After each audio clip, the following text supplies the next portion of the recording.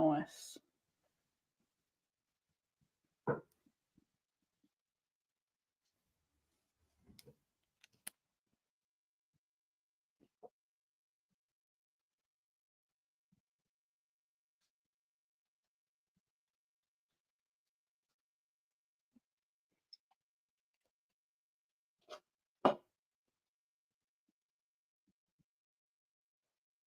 Just wait for people to come in. Nice. Trying to sort my life out so I can see this comment feed. Just wait for people to come in. It is nice. Trying to sort my life out so I can see this. Okay, there we go. How's it going, everyone?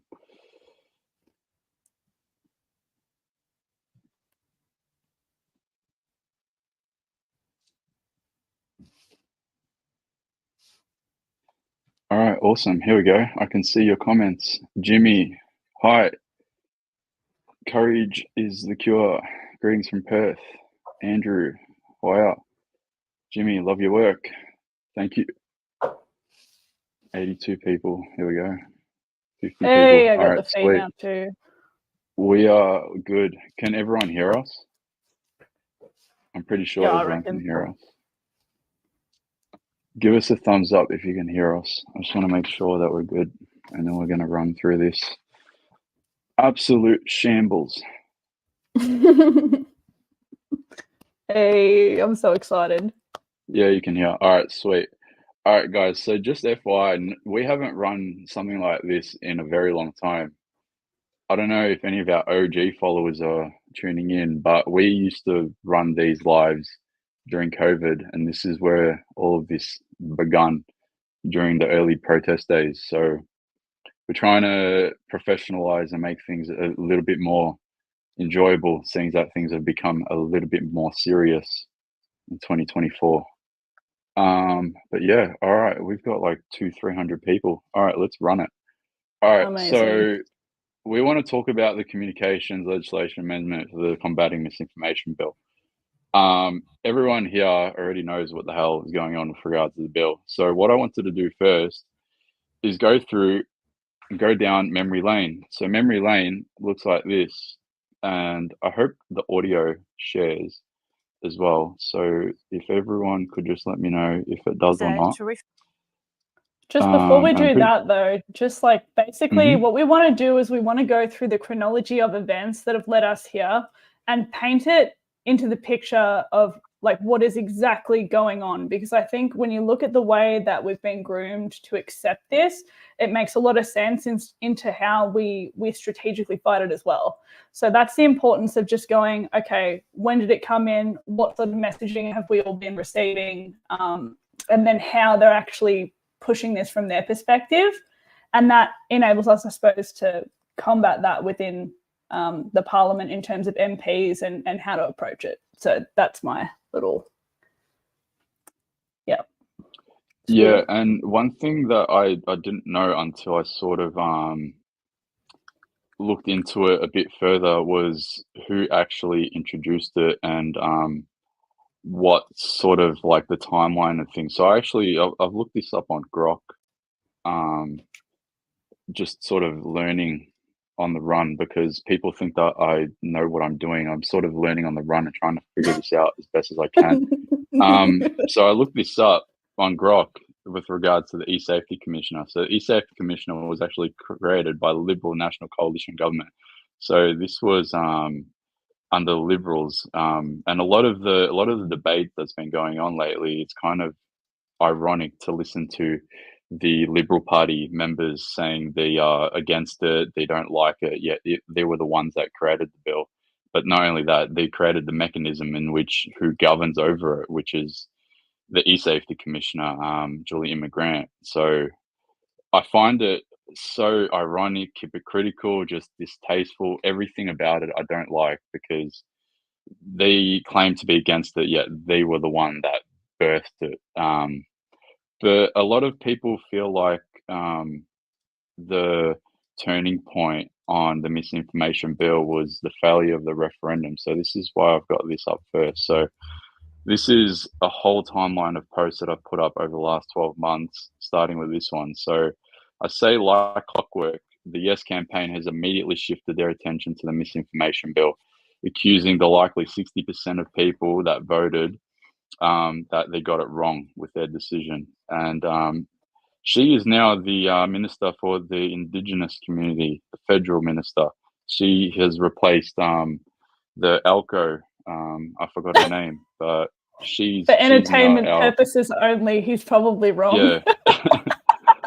she's now the minister. So have a listen to what she has to say with regards to the bill, not the bill, with regards to misinformation after, like immediately after the voice referendum was voted down. Thanks for the question, Bridget. I mean, clearly one of the areas that we were dealing with throughout this, and it's been mentioned tonight, but also throughout the year, is the misinformation and disinformation campaign on social media.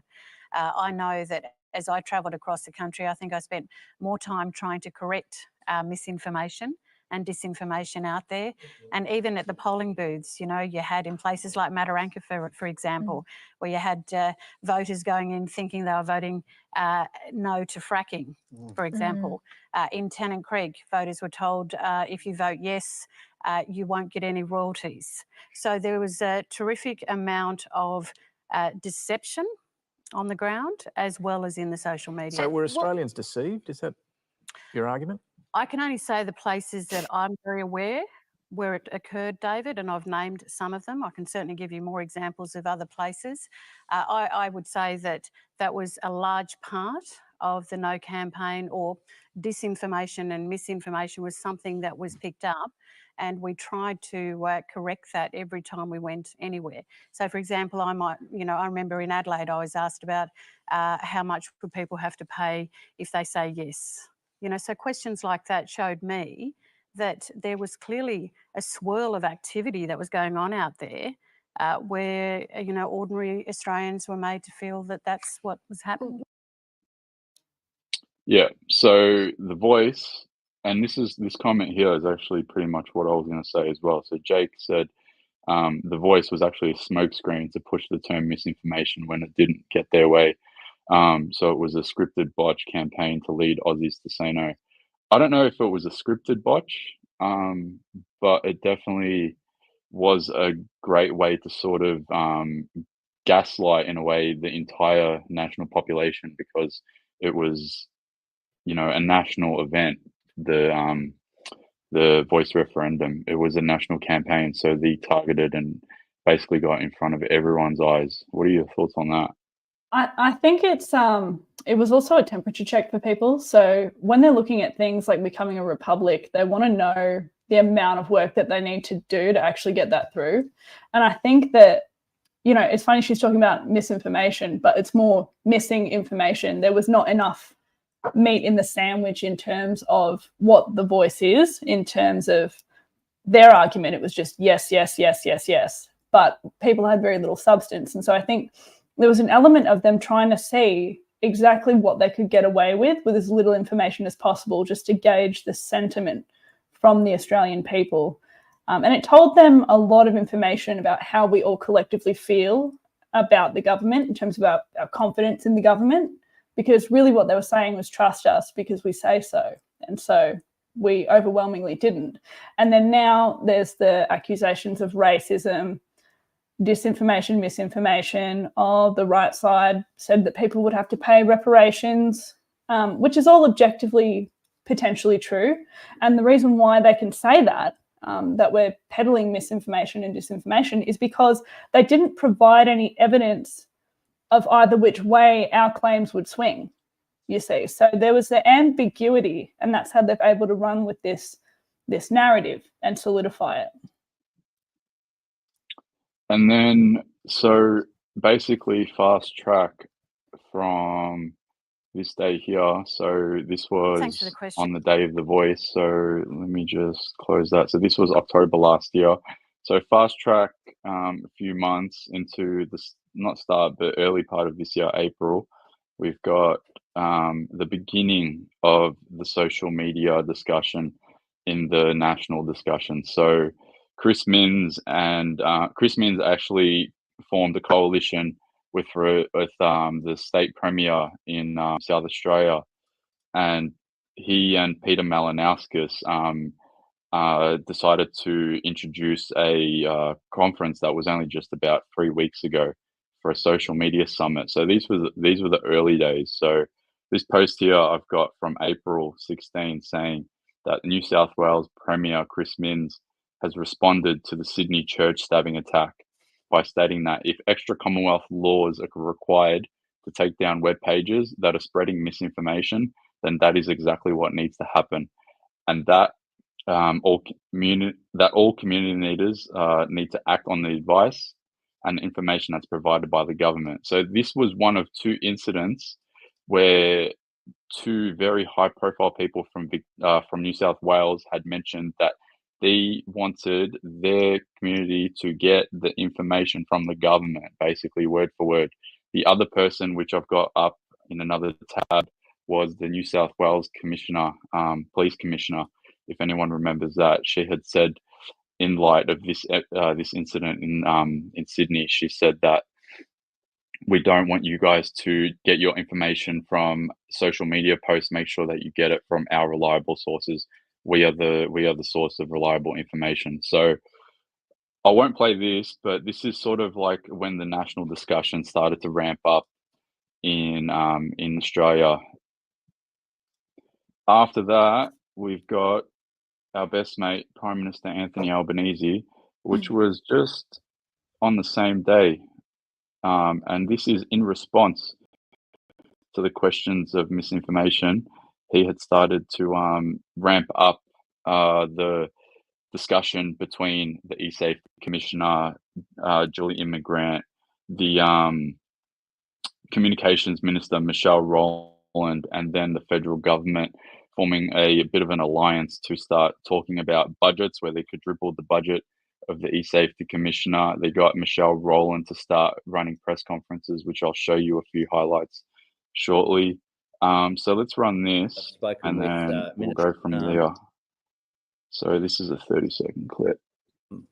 On the online information, I've spoken with Minister Rowland, has acted this morning, as has the e-safety commissioner.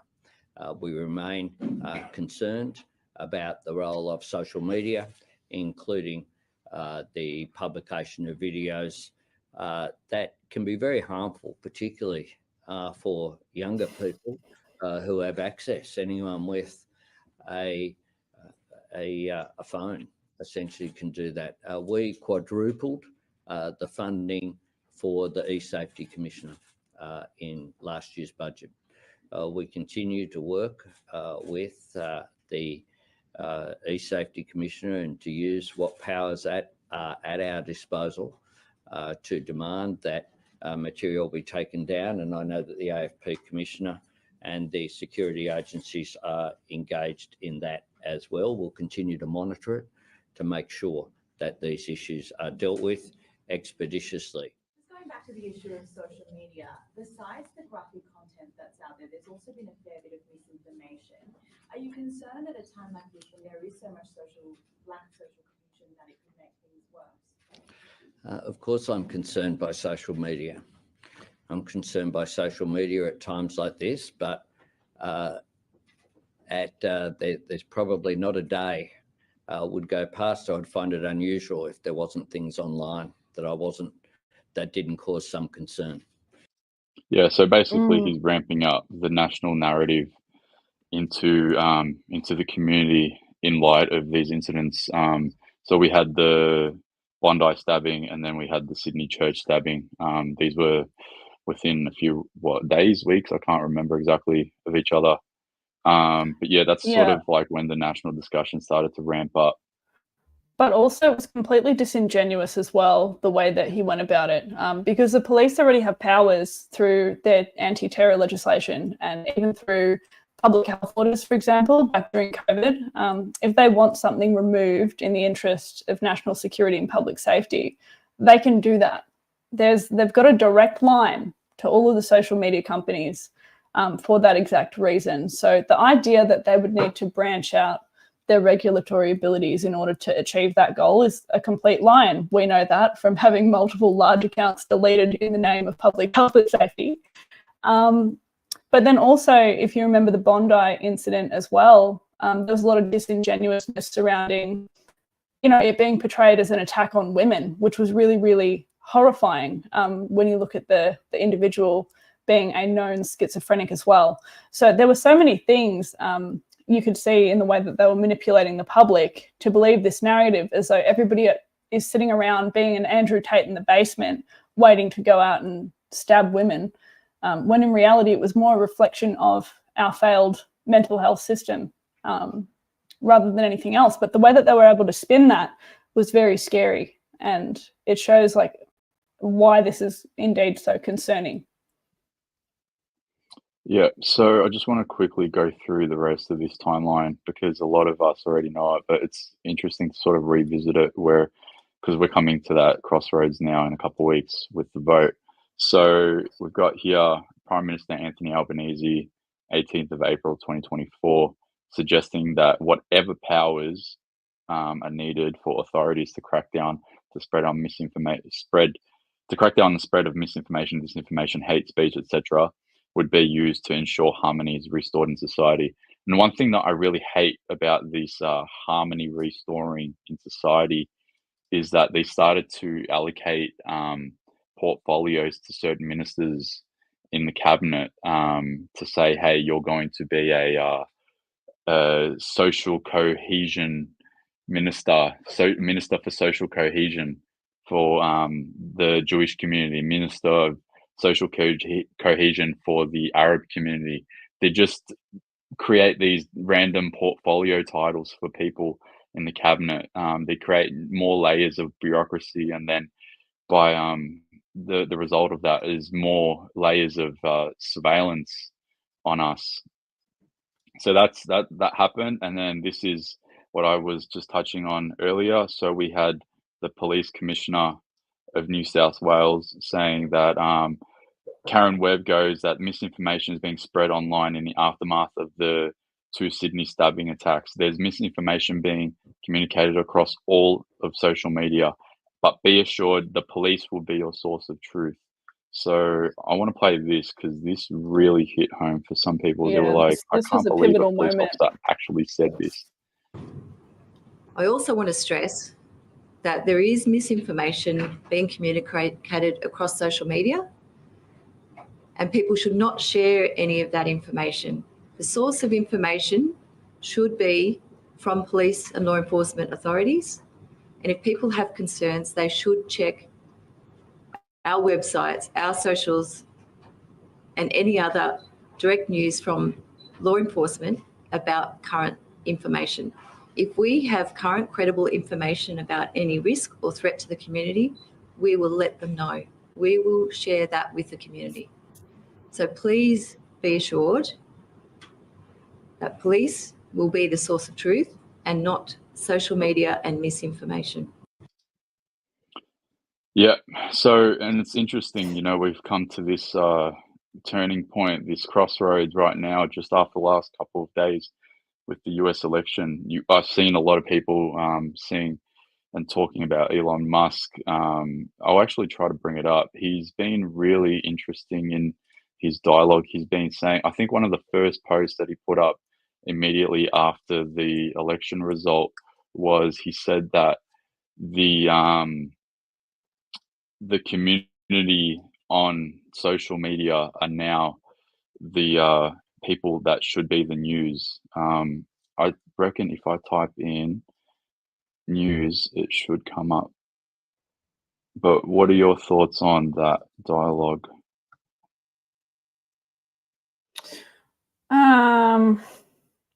Look, I'm funny on Elon for a whole host of reasons. I think it plays a broader part of the narrative. They need a villain to pin it on. I'm not buying that he's necessarily a hero, being that he's a large proponent of the transhumanist agendas that are a little bit horrifying in the way of... I was just going to say, I feel like one thing that was interesting is that a lot of people were saying that they felt like if Elon had not bought Twitter and turned it into the media platform that it is now and what it became over the last couple of years since he bought it, the election wouldn't have gone the way that it did. Yeah, it's entirely possible. At the end of the day, it's the same playbook where we look at, problem, reaction, solution, but we also look at villain and hero. So he manages to be both, depending on which side of the fence that you sit on with this. And outside looking in, I'm just not. I mean, on X, it doesn't feel like free speech entirely. There's still the same sort of parameters, but it's marketed as though it's somehow superior to the other platforms, which I disagree with. Yeah, I think everyone sort of has their own individual experience. Like, for me, I feel like I've been able to reach more people on Twitter, X, in terms of reaching critical mass, better than any other platform. But we'll go back to this. So we'll run through this timeline as quick as possible. So April 21, we've got opposition leader Peter Dutton saying that he supports the Misinformation Bill being passed. And it's crazy because we're trying to get through this timeline where they are now opposing it, but you look back just a few months ago and they're saying that they support it. And they seem to think that we don't have the receipts, but we have all of the receipts. All the receipts. So let's run this. Let's run this, and let's just make sure that everyone remembers just the state of this opposition that we've got in Australia. And then when it comes to the misinformation and disinformation, the government does have, well, it's working on draft laws to try and put in place some much tougher rules for the social media companies. Where are you at on this? Are you prepared to back such laws? Yeah, we are, and happy to have a look at anything the government puts forward, as we've said over the last week with the horrendous scenes that we've seen. There's obviously AI tools that are available. There's a lot of technology, because you're talking about at scale, and people who get accounts closed down pop up under another name and pseudonym otherwise. As Home Affairs Minister, we tried to get all of the Five Eyes partners together. The misinformation laws, though, when the government produced some draft laws last year, the coalition said they were a debacle, they were Orwellian and so on. Have the events of the last week shifted your position? Well, David, we need to get the right balance. So that is, we don't want to impinge on your ability to express a view in a democracy. It's a key fundamental element of who we are, that people can express their view, but they need to do it respectfully. And as I say, the same laws need to apply in the real world as they do online. And it's a matter of enforcing the laws and taking action, giving the E-Safety Commissioner further powers if that's required. And one thing to add to that, not only did he say that he supports the bill and he wants to see the E-Safety Commissioner run it, one thing that was really annoying that he said in Parliament was that Julie Immigrant is one of the finest public servants in Australia. I couldn't believe that he said that. You know what? And you know what? Like, they managed to dodge accountability with all this stuff, because the truth is she may actually be a very friendly and lovely person that has the respect of her peers. But what she's doing is not respectable, and she has not, even for 1 second, earned the respect of the Australian public. And so, like, the fact that he is such a huge proponent of this, even saying that these things need to be policed in the real world and online. It's a very, and not surprising with the police background, that he has this mentality. But people are perfectly capable of discerning what they do and do not believe is real. And it's actually of no consequence to the government if people choose to believe something different either. So it really annoys me hearing that out of his mouth. So the next part is the digital ID bill. So I've reposted this recently, just a few days ago, and the reason why is because the commencement date for the bill to go into law, and I think its national rollout will also begin, according to the information I can find from Katie Gallagher, is that it's going to roll out from December 1st. So we've got just on 3 weeks away where the beginning of the digital ID system is going to start rolling out. So I'll quickly play this. But basically in August, Finance Minister Katie Gallagher was asked about the rollout of the digital ID and concerns from a constituent. And this is her saying that the digital ID is going to be safe and voluntary, which are two flattering words that resonate with all of us, even to this day. So yeah, let's listen to what Katie Gallagher had to say about the digital ID bill. The digital ID legislation has not come into effect yet. It doesn't come into effect until the 1st of December this year.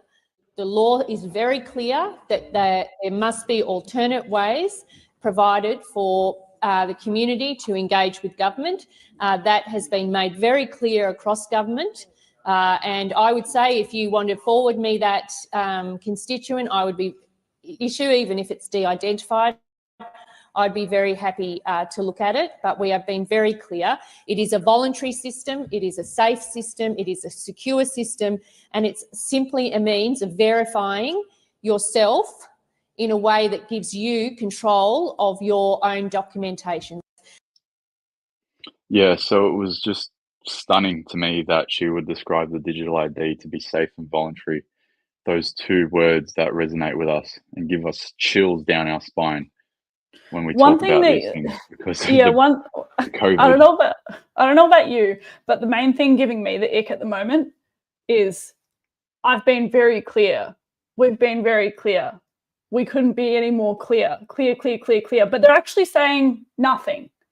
All the time they're saying nothing, but just buzzwords, safe and effective, blah, blah, blah, blah. And it's of no substance, but they're just using that repetitive method to just, again, groom people into a way of thinking.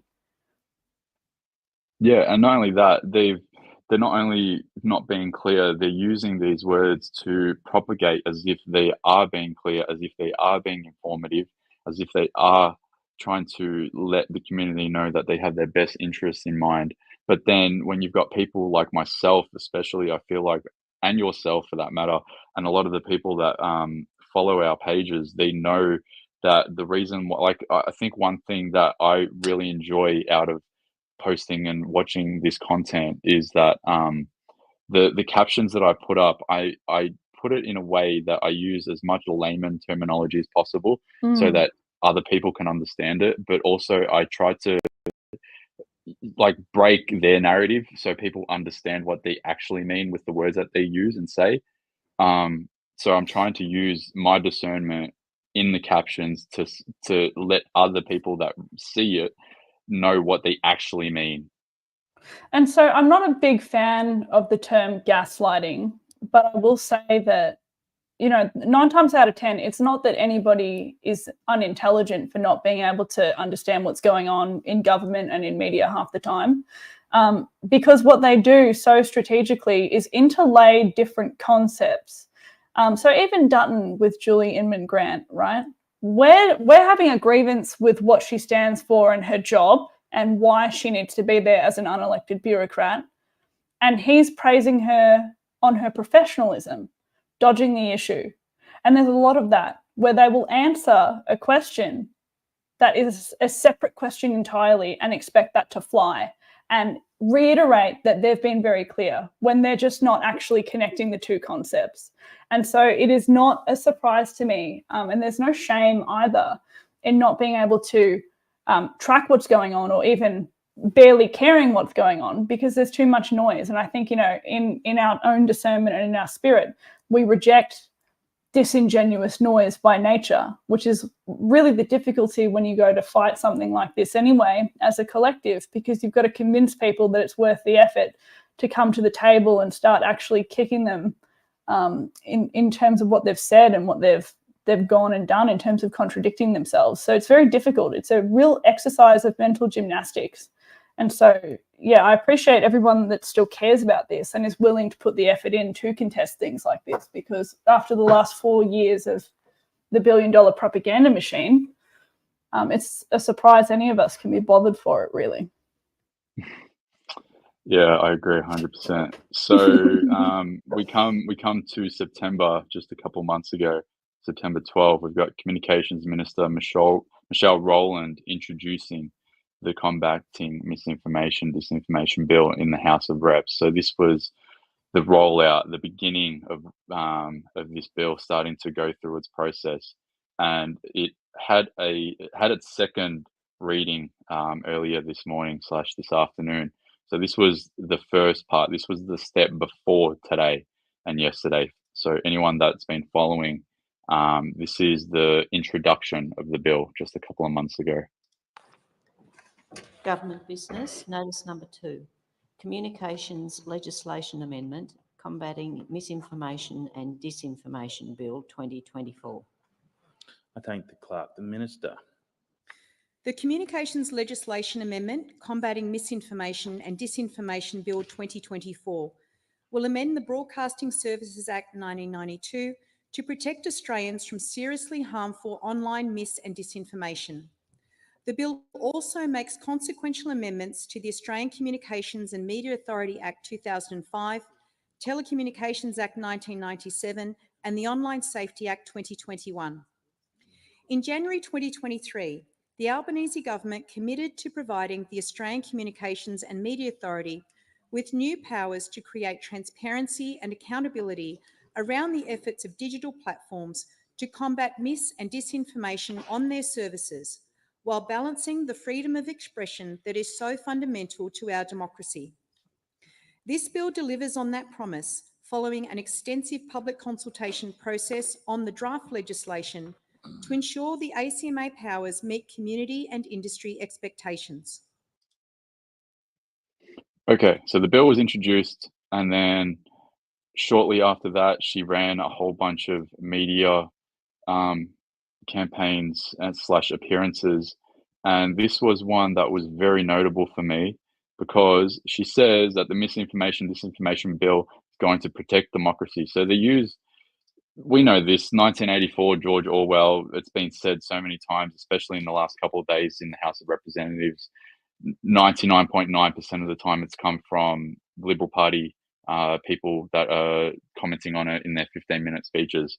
So she's saying that it's to protect our democracy. We also had Mark Butler come out not that long ago saying that it's actually a positive thing, the Misinformation Bill. It's actually going to protect Australians. But yeah, and then she also says that despite introducing the bill in Parliament so late this year, she hopes to pass the law by the end of 2024. Again, this is basically coming to where we are as we speak, even if it means bypassing debate in the Senate.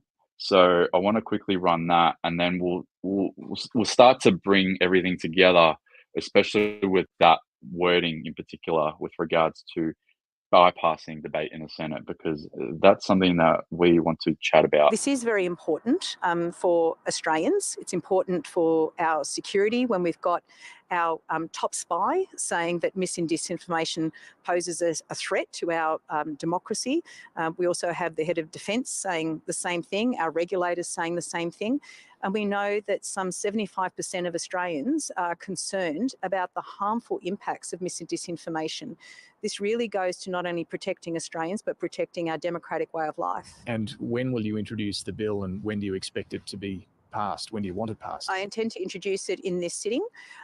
We would prefer to have this passed this year, but again, this is in the hands of the Parliament. We intend to also self-refer this to committee because, being a novel bill, we want this subjected to all the parliamentary scrutiny that would otherwise be afforded it. Have you left it too late in the term?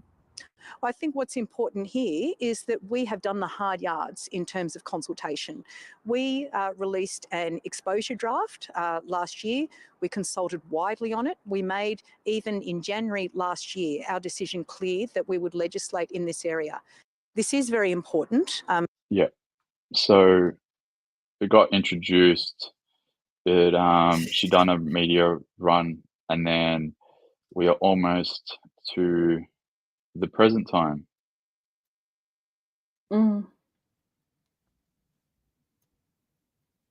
Thoughts? Are you going to play anything from the present time, or like where are we at on the timeline? Yeah, so I guess let's get to basically where we are now. So a lot of things that I've got up, I won't play the videos, but I'll go through these moments. So Communications Minister says that despite the criticism of her disinformation bill, there's a high threshold that when it needs to determine something is misinformation or disinformation, and that it will fulfill all the federal government's international obligations. Now, this sent people into a frenzy, as you can see by the numbers, because as it should. what does that mean? Fulfill all of the federal government's international obligations? I don't know if I won't play it. Everyone can see the post. So this post was from September 22, but it's almost like it's like she's trying to tell us, like, I don't know if this was a Freudian slip. She goes, accidentally says this. I don't know if she actually meant these words intentionally. Fulfill all federal government's international obligations. As soon as people hear international obligations, they start thinking about the World Economic Forum. They start to think about, all of the United Nations, bureaucrats and that sort of world. But it's crazy how she said the loud part out. And to this day, we don't really know what she means. I'd like to ask her what did she mean by that. But yeah, we'll quickly go through this, and this was interesting as well. So this guy here, he is David Coleman, and he is our opposition to the current communications minister, and he had some interesting words to say. But this is September 27. He goes that he will oppose it. So this is when he started to publicly tell the community that they were in opposition. He was the first person to advocate on behalf of the Liberal Party to say, hey, we oppose it, even though they actually introduced the bill. And this was actually incorrect. So I'm going to fact check myself. I believe this was actually 2021 it was introduced, mid 2021. But yeah, so that's happened with our opposition. Shortly after that, we had a whole bunch of ABC scandals with regards to the addition of audio in some video footage with regards to an incident on the battlefield. But we've got here the ABC chairman saying that he delivered a keynote speech about misinformation being spread and the state of journalism and mainstream media in Australia.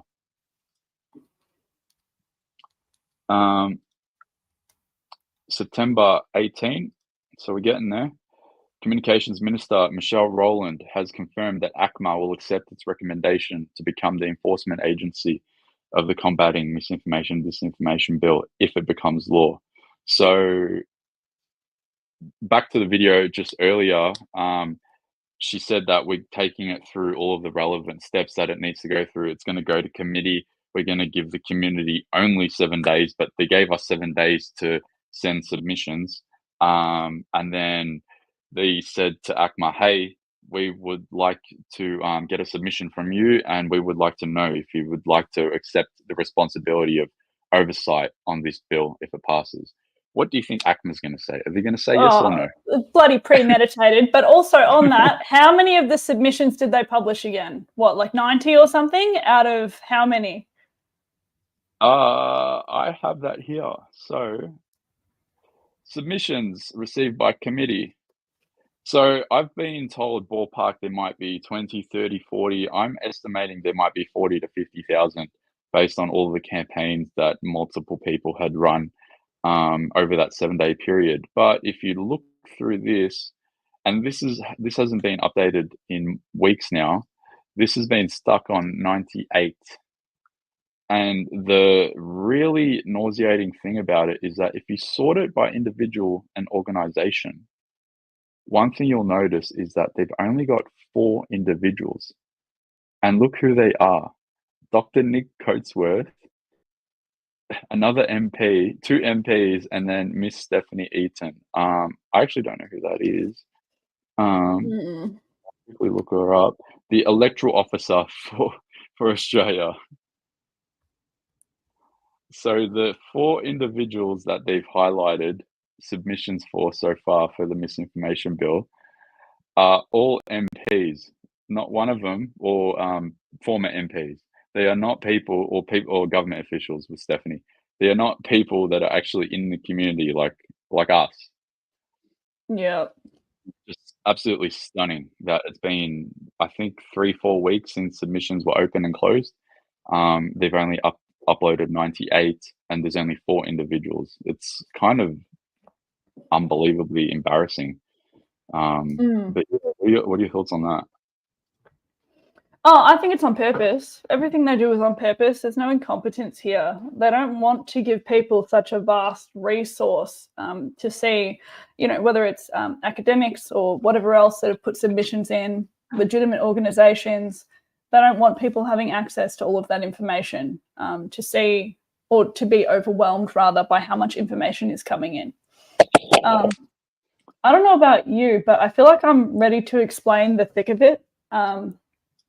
Because I think once it's explained in terms of the thick of this, it makes sense as to why it's happening, and we get a better idea of how it's happening in terms of the broader agenda. Because one of the main questions that I've had come to me is, how does this relate to the digital ID legislation? Where does it all fit in terms of what's going on with the social media ban for 16-year-olds? Versus misinformation, disinformation? What's the reason? What exactly are they doing? Are they doing individual rules for us and all these different things? So I wanna clarify what this sort of means in the broader context, and then kind of narrow it down as we go into what strategy has to look like, because we're dealing with a really repulsive and volatile system is the way that I would describe it, in the way that unfortunately, we do have to come at these things in a very specific way to get enough momentum and attention to create change. And Anthony and I, and many others in the past, obviously, but Anthony and I specifically have done this in the way of legislation, in particular in Victoria, with very successful campaigns in the way of getting legislation to at least be amended to be less severe as it goes through. And that was really through getting people on the same page and understanding exactly what we're dealing with, rather than just jumping up and down and saying the words misinformation and disinformation and not reading it and sharing a bunch of random stuff on Twitter and calling it a day, which appears to be what's happening. And, you know, for reference, Anthony and I never talk about something that we haven't read, that we haven't witnessed, that we don't know about. We don't open our mouths if we're not confident with the information that we put forward. And we encourage all of you to at least do your own fact checking, because unfortunately we're at this point where I think people are so overwhelmed with everything that's happened via COVID and all these other things that, you know, unfortunately through the mutual, I suppose, trauma in a way of like the sensory overload of constantly changing landscapes that we're dealing with, people are looking more so towards influencers to answer their questions rather than leaning in on their own discernment and personal power, which is a huge issue. And that's really what's happened with the rest of the collective, I suppose. But on the flip side, the people that believe and trust the government, a similar sort of thing is happening on our side of the fence. And I feel like a lot of people in this community are quite disempowered at the moment. And it's through like a real lack of education and I guess defaulting to certain personalities online as though they're going to somehow get this done for us. But the reality is that the only way that we've ever had success as a community is when we got together and we really hammered it home as a collective, boots on the ground primarily.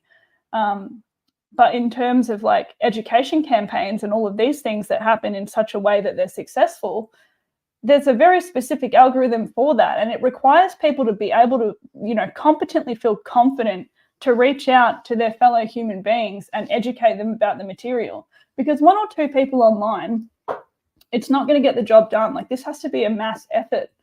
And so, you know, to track back on that, what we're looking at here, and I haven't, and Anthony, you can correct me if I'm wrong on this, but I haven't seen anybody competently explain in thorough detail, in a way that makes sense to people, what we're actually dealing with in terms of this legislation, in terms of its purpose, which is crazy to me, considering the amount of people we have in government, and in particular vocal people in government that like to post somewhat educational content. So like when we're looking at things like the digital ID bill and how that intersects with misinformation, basically, and this ties into COVID, which is why I've gone down memory lane, because it's all important, it's all intertwined. So through COVID, I guess what I'm trying to say is that it's like the government and organisations that be, powers that be, have looked at the difficulties they had in implementing certain aspects of their agendas through this time. And I won't get into the broader aspects of the agendas, but we all know we're picking up what I'm throwing down. If you're here, you're across that, right? So the powers that be had certain barriers as they moved through to ensure things like public compliance and the like. And so it's a broad look at what failed and how to best prevent that from being an issue in the future. Now, when it comes to the digital ID, when we're looking at the social media ban for under 16s, that's basically a broad data harvest in the way that to ensure that people aren't under 16, there has to be a form of identification that comes forward in a way to use the service. So it's a broad access requirement. So that's the entry point. Through ID, that is how we can really interlock the rest of the things that are happening in other bits of legislation and bills and agendas, right? So when we look at digital ID, that's an individually focused requirement to access a specific service. And it's going to be brought in under the guise of care for minors and all these other things. So they know who we are. They've got our IP addresses anyway. I mean, that's not new. They do know broadly who a lot of us are anyway through the way that they harvest data about us. But it's more to ensure that they have that concrete information. So if they need to do things, and this is way jumping down the track, but if they need to like find people, have their addresses, prove that somebody is responsible for certain metadata, they're able to do that through the ID verification process married up with IPs and all of the like. So that's a base level infrastructure that's going to complement what they're doing now with the misinformation and disinformation. And I think where people are getting confused with the misinformation and disinformation is that we, as the Australian people who are just looking for a common sense way to put this together, are looking at the situation from a point of how it affects us as an individual. So what does it mean for me as an individual, what's written in this legislation? Where this all intertwines, and it becomes horrifying when you look at it this way, it's an attack on the one thing that's not regulated. And structurally, the legislation is there to enable the regulatory body to have full control of it in the exact same way as it does every other element of media. So when we look at the Australian Communications and Media Authority, they're responsible for things like broadcasting licenses. They get funding. They allocate whether or not these companies can maintain their funding. There's penalties associated with breaching certain codes of conduct. They create the code of conduct for all of this other media. So whether that's, the children's programs, mainstream media, radio, TV, news publications in general, newspapers, all these things, right? That's the Australian Communications and Media Authority. And so when you look at that in the way that they want to encroach that onto the internet, it becomes horrifying in the way that the mainstream media and, I guess I won't betray any confidence, but behind the scenes, it was really described to me as a way of ensuring that media would be compliant with everything that was being put forward through the COVID agenda in terms of compliance, right? So like ACMA was a huge proponent and in fact, probably the most essential reason as to why all aspects of mainstream media, at least at the bare minimum, complied with the narrative that was COVID and also vaccines as well, because they ceased to exist. They faced penalties for peddling things like misinformation on the mainstream media. You'll notice that certain guests, even politicians, are not allowed to reappear on certain news programs. It's because it goes in violation of all these conditions that are put forward from ACMA.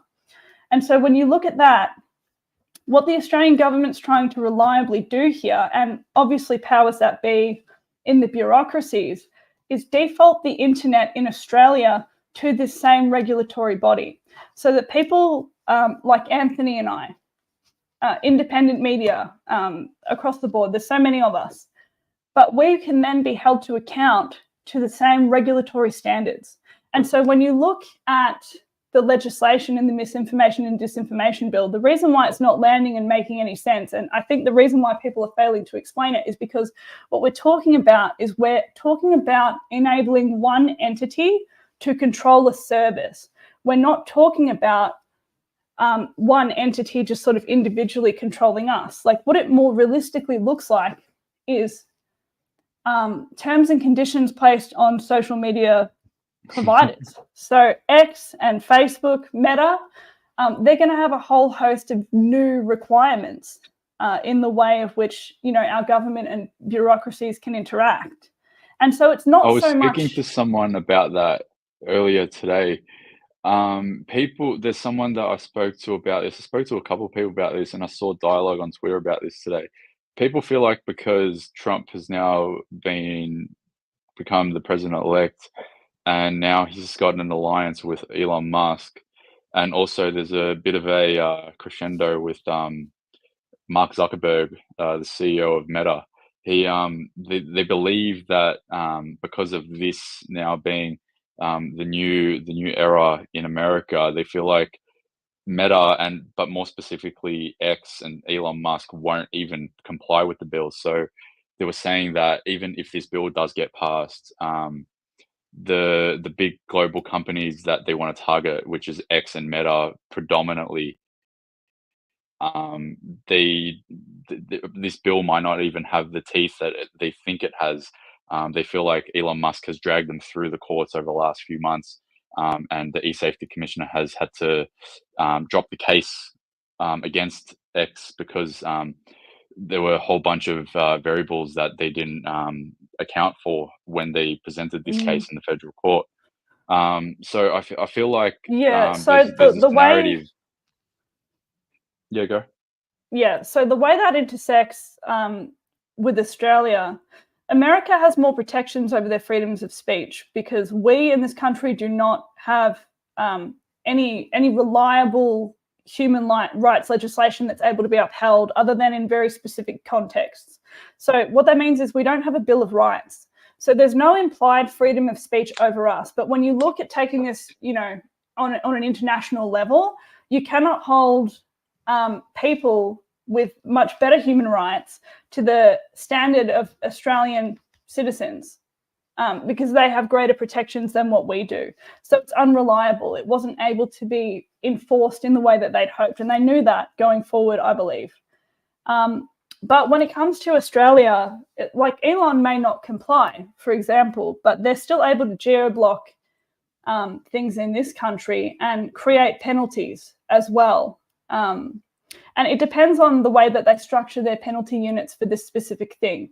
So what it means is, I believe the ACMA will have the discretion to determine what that framework looks like. If they haven't already got it stored and ready to go, that will come forward once they've got the permission slip to step in as Australia's regulator for the internet. And so like penalties may look different for different social media providers, but it doesn't afford us any protections as Australians. It gives them greater access to our data as well for investigative purposes. So all of these things, when you look at the fact that digital ID is, you know, likely set to become mandatory for internet use, at least to prove that we're not children. You look at that, you look at ACMA having investigative powers via this legislation to determine the threat level of harm. There's so much ambiguity in the legislation, and that's really by design, because they want to be able to pass this over and go, hey, ACMA, figure it out in terms of the way that you want to start regulating the internet, and you've got the permission slip to do that, where we really haven't specified things such as the threshold for harm. it talks about harmful content. What is the threshold for that?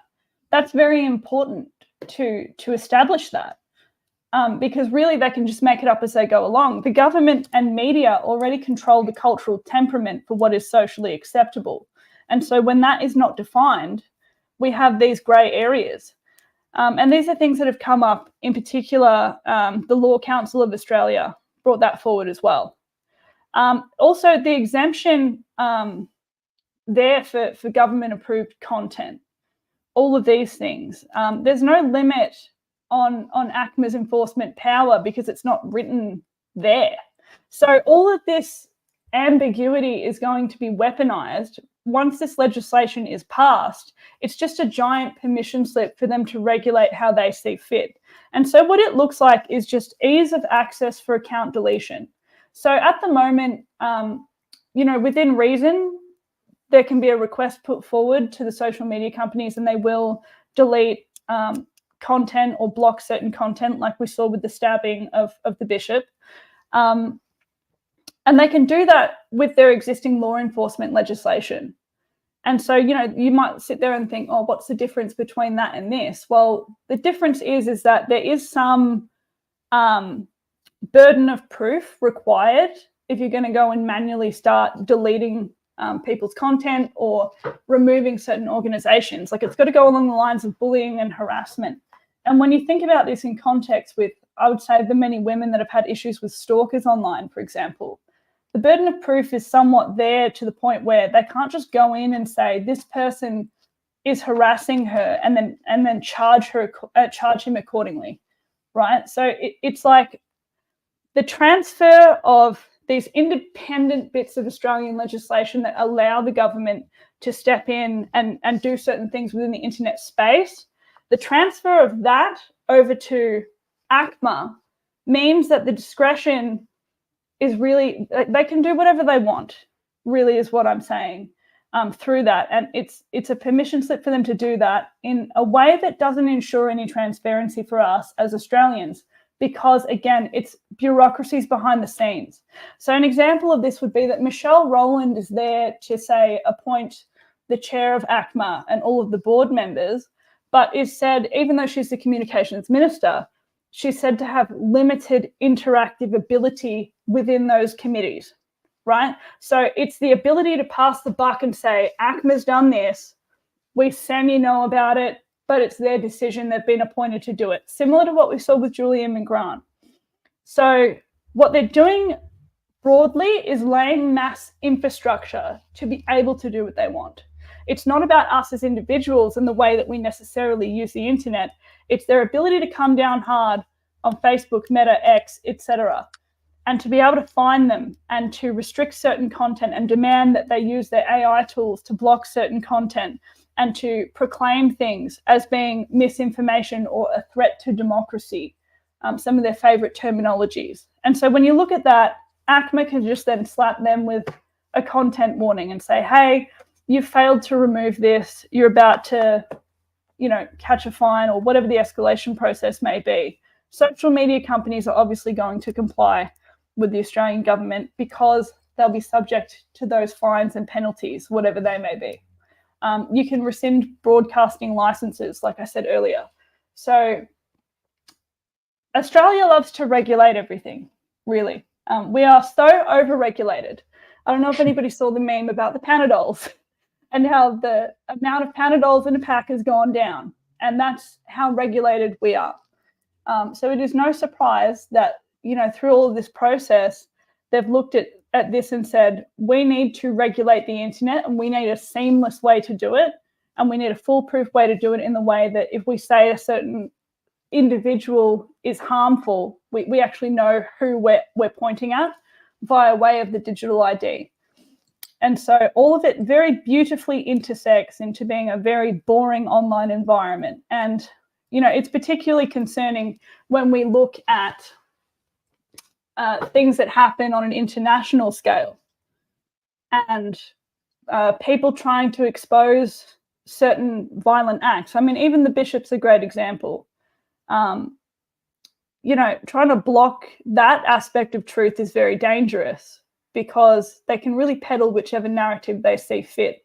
And if you can read between the lines in regard to some of the events that are going on around the world, it really paints a picture as to why they might need legislation like this and their own independent regulatory body, so that it doesn't impact their ability to be re-elected, because it's ACMA's fault. It's all ACMA. We don't personally engage with those decisions. And yeah, is this making sense? Give me some feedback in the comments, because I need to know if I'm a crazy person to some degree. I don't do a lot of... That's what I'm afraid of. I'm afraid that, like, what's her name? I remember I made a bit of a highlight reel of my incident back in 2020, 2021. And one thing that bothers me from that incident to this day is when my darling from 7 News called me a cult leader. I'll see if I can find it. Oh, because Cassie Zervos? Cassie Zervos, yeah. Yeah. I completely forgot her name. See, we haven't done these informative things since the COVID years, because, like, traditionally speaking, you don't hear from Anthony or I unless, like, there's some really serious, complicated stuff happening. And it's like, okay, we probably need to explain this to people in a way that they might potentially care about this, because everybody's just in the too hard basket with things. Yeah, so one thing that I want to touch on quickly with regards to this. So we've got here the digital ID. So the digital ID bill was passed through the Senate March this year, and then shortly after this, they had I think it was a 3-week block where they didn't have sitting weeks. So what they did was, and this is emblematic of what's happening now, because what happened was they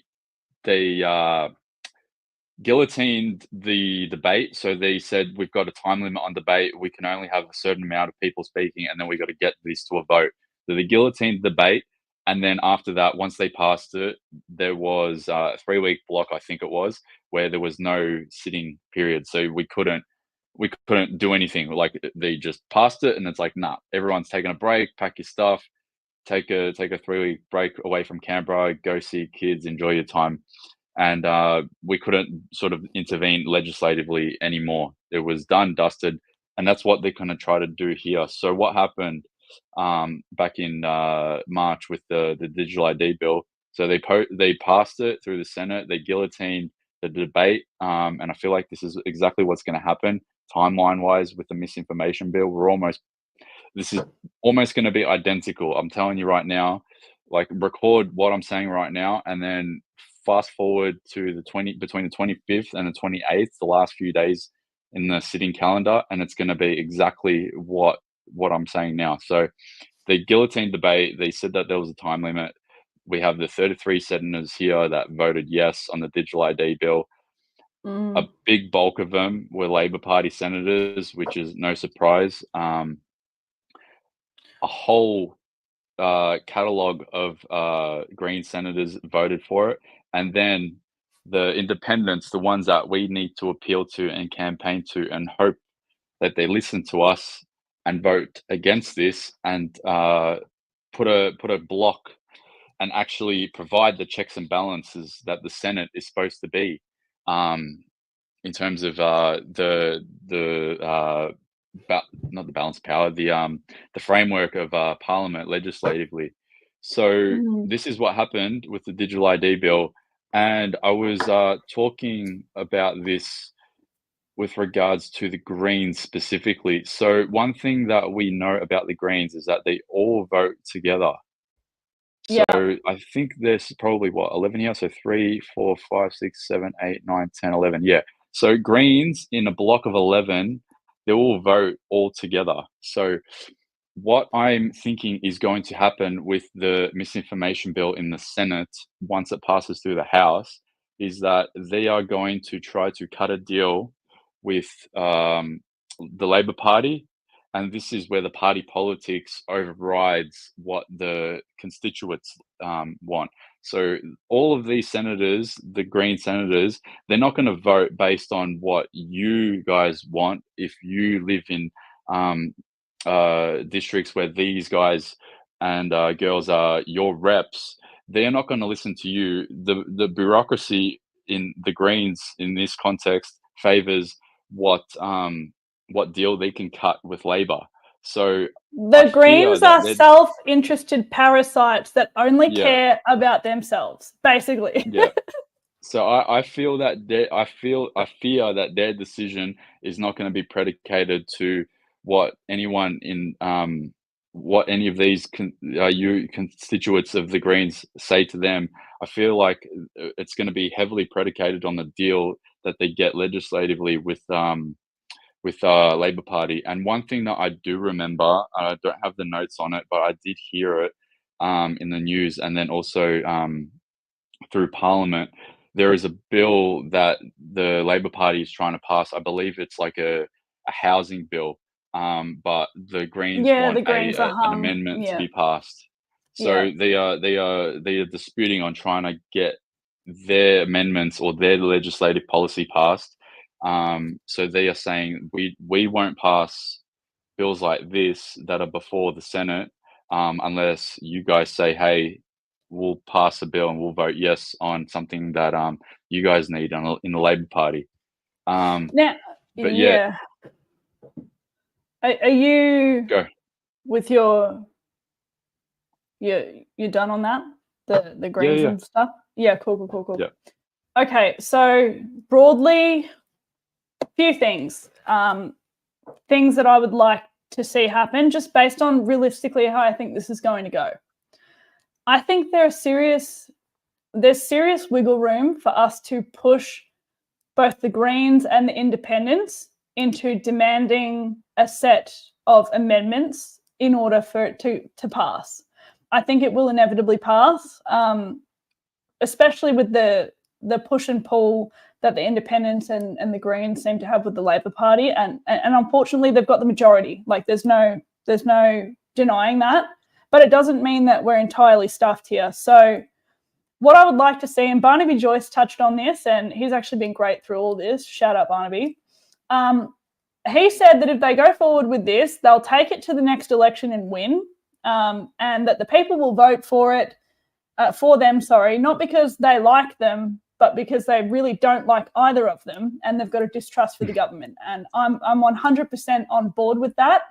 I'm glad somebody says it like it is. And what I think is particularly pathetic, just in the grand scheme of things, is that in the chambers, they're no longer arguing about the actual merit of the legislation.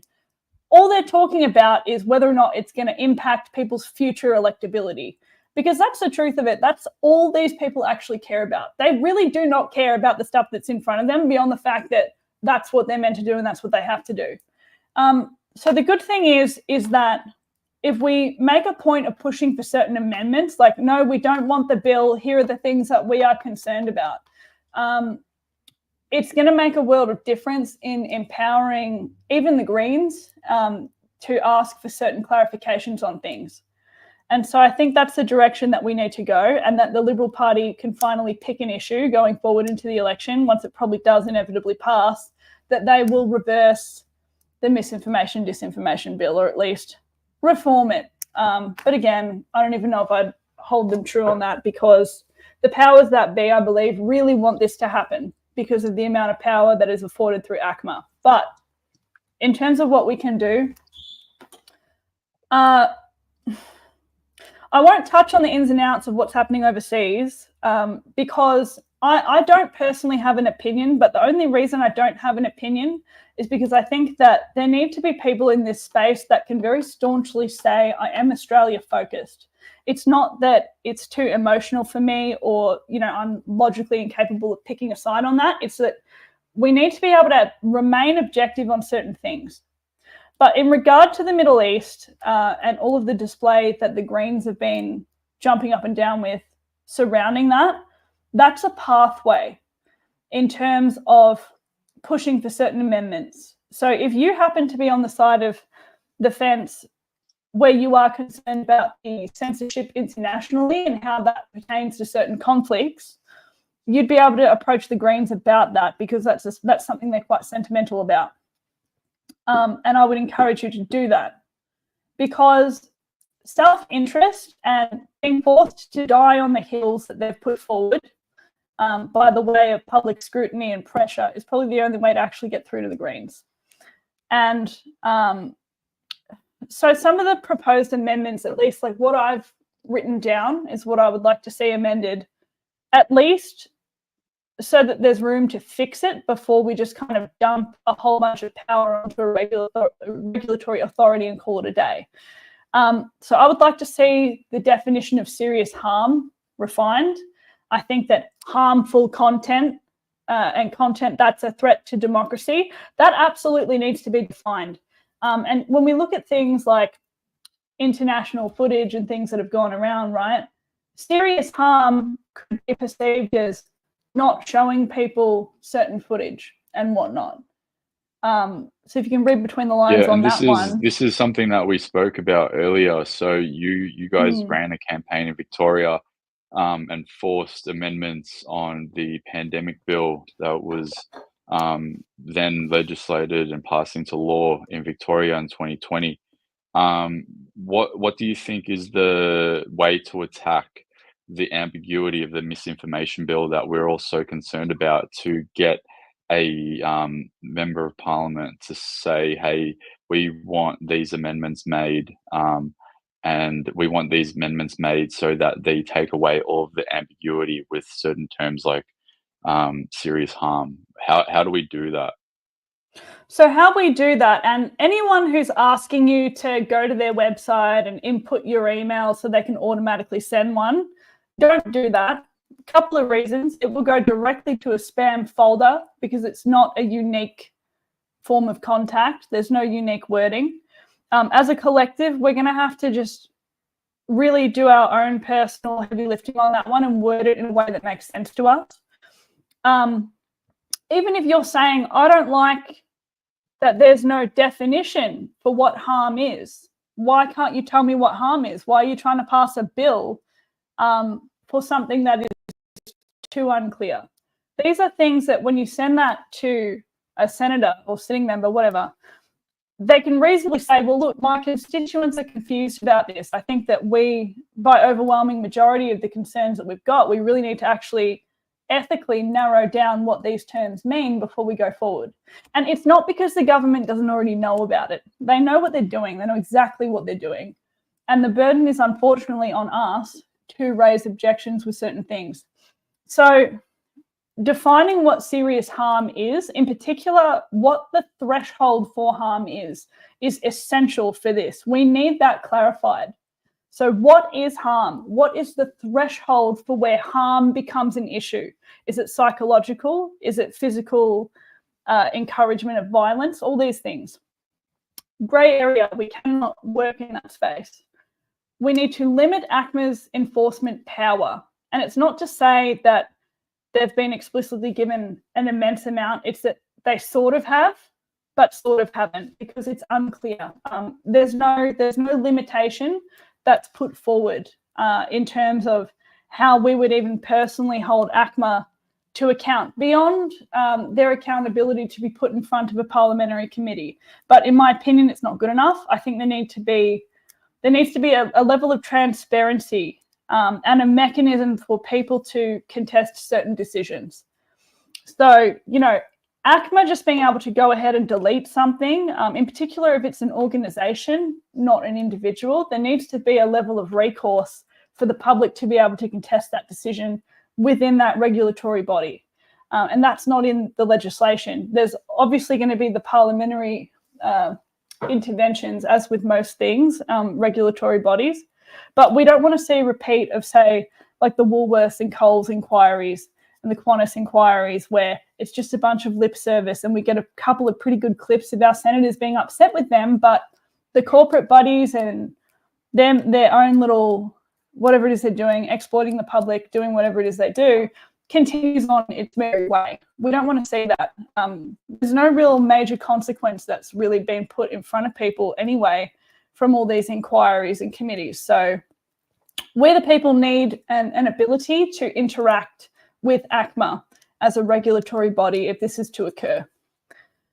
There need to be I suppose, transparency requirements in the way of social media companies and the way that they are regulating our content, the reasons why, I guess showing people what they're regulating and whose decision was it and why. I think that's important if we're looking at,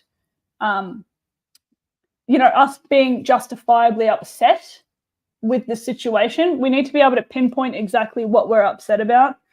It's more for us than it is for them. Or I guess what I'm trying to say is that, like, you need to be able to isolate exactly what your problem is a lot of the time when you go up against certain legislation or systems that the government have put in place. And what they're really getting away with most of this through the means of is that inability for us to really concretely articulate what it is that they're doing that's annoying us or in violation of our rights, because it's like a broad spectrum inability to function as we normally do. So I want us to be able to really grab certain things and say, we're sick of this. This is ridiculous. Change it and fix it.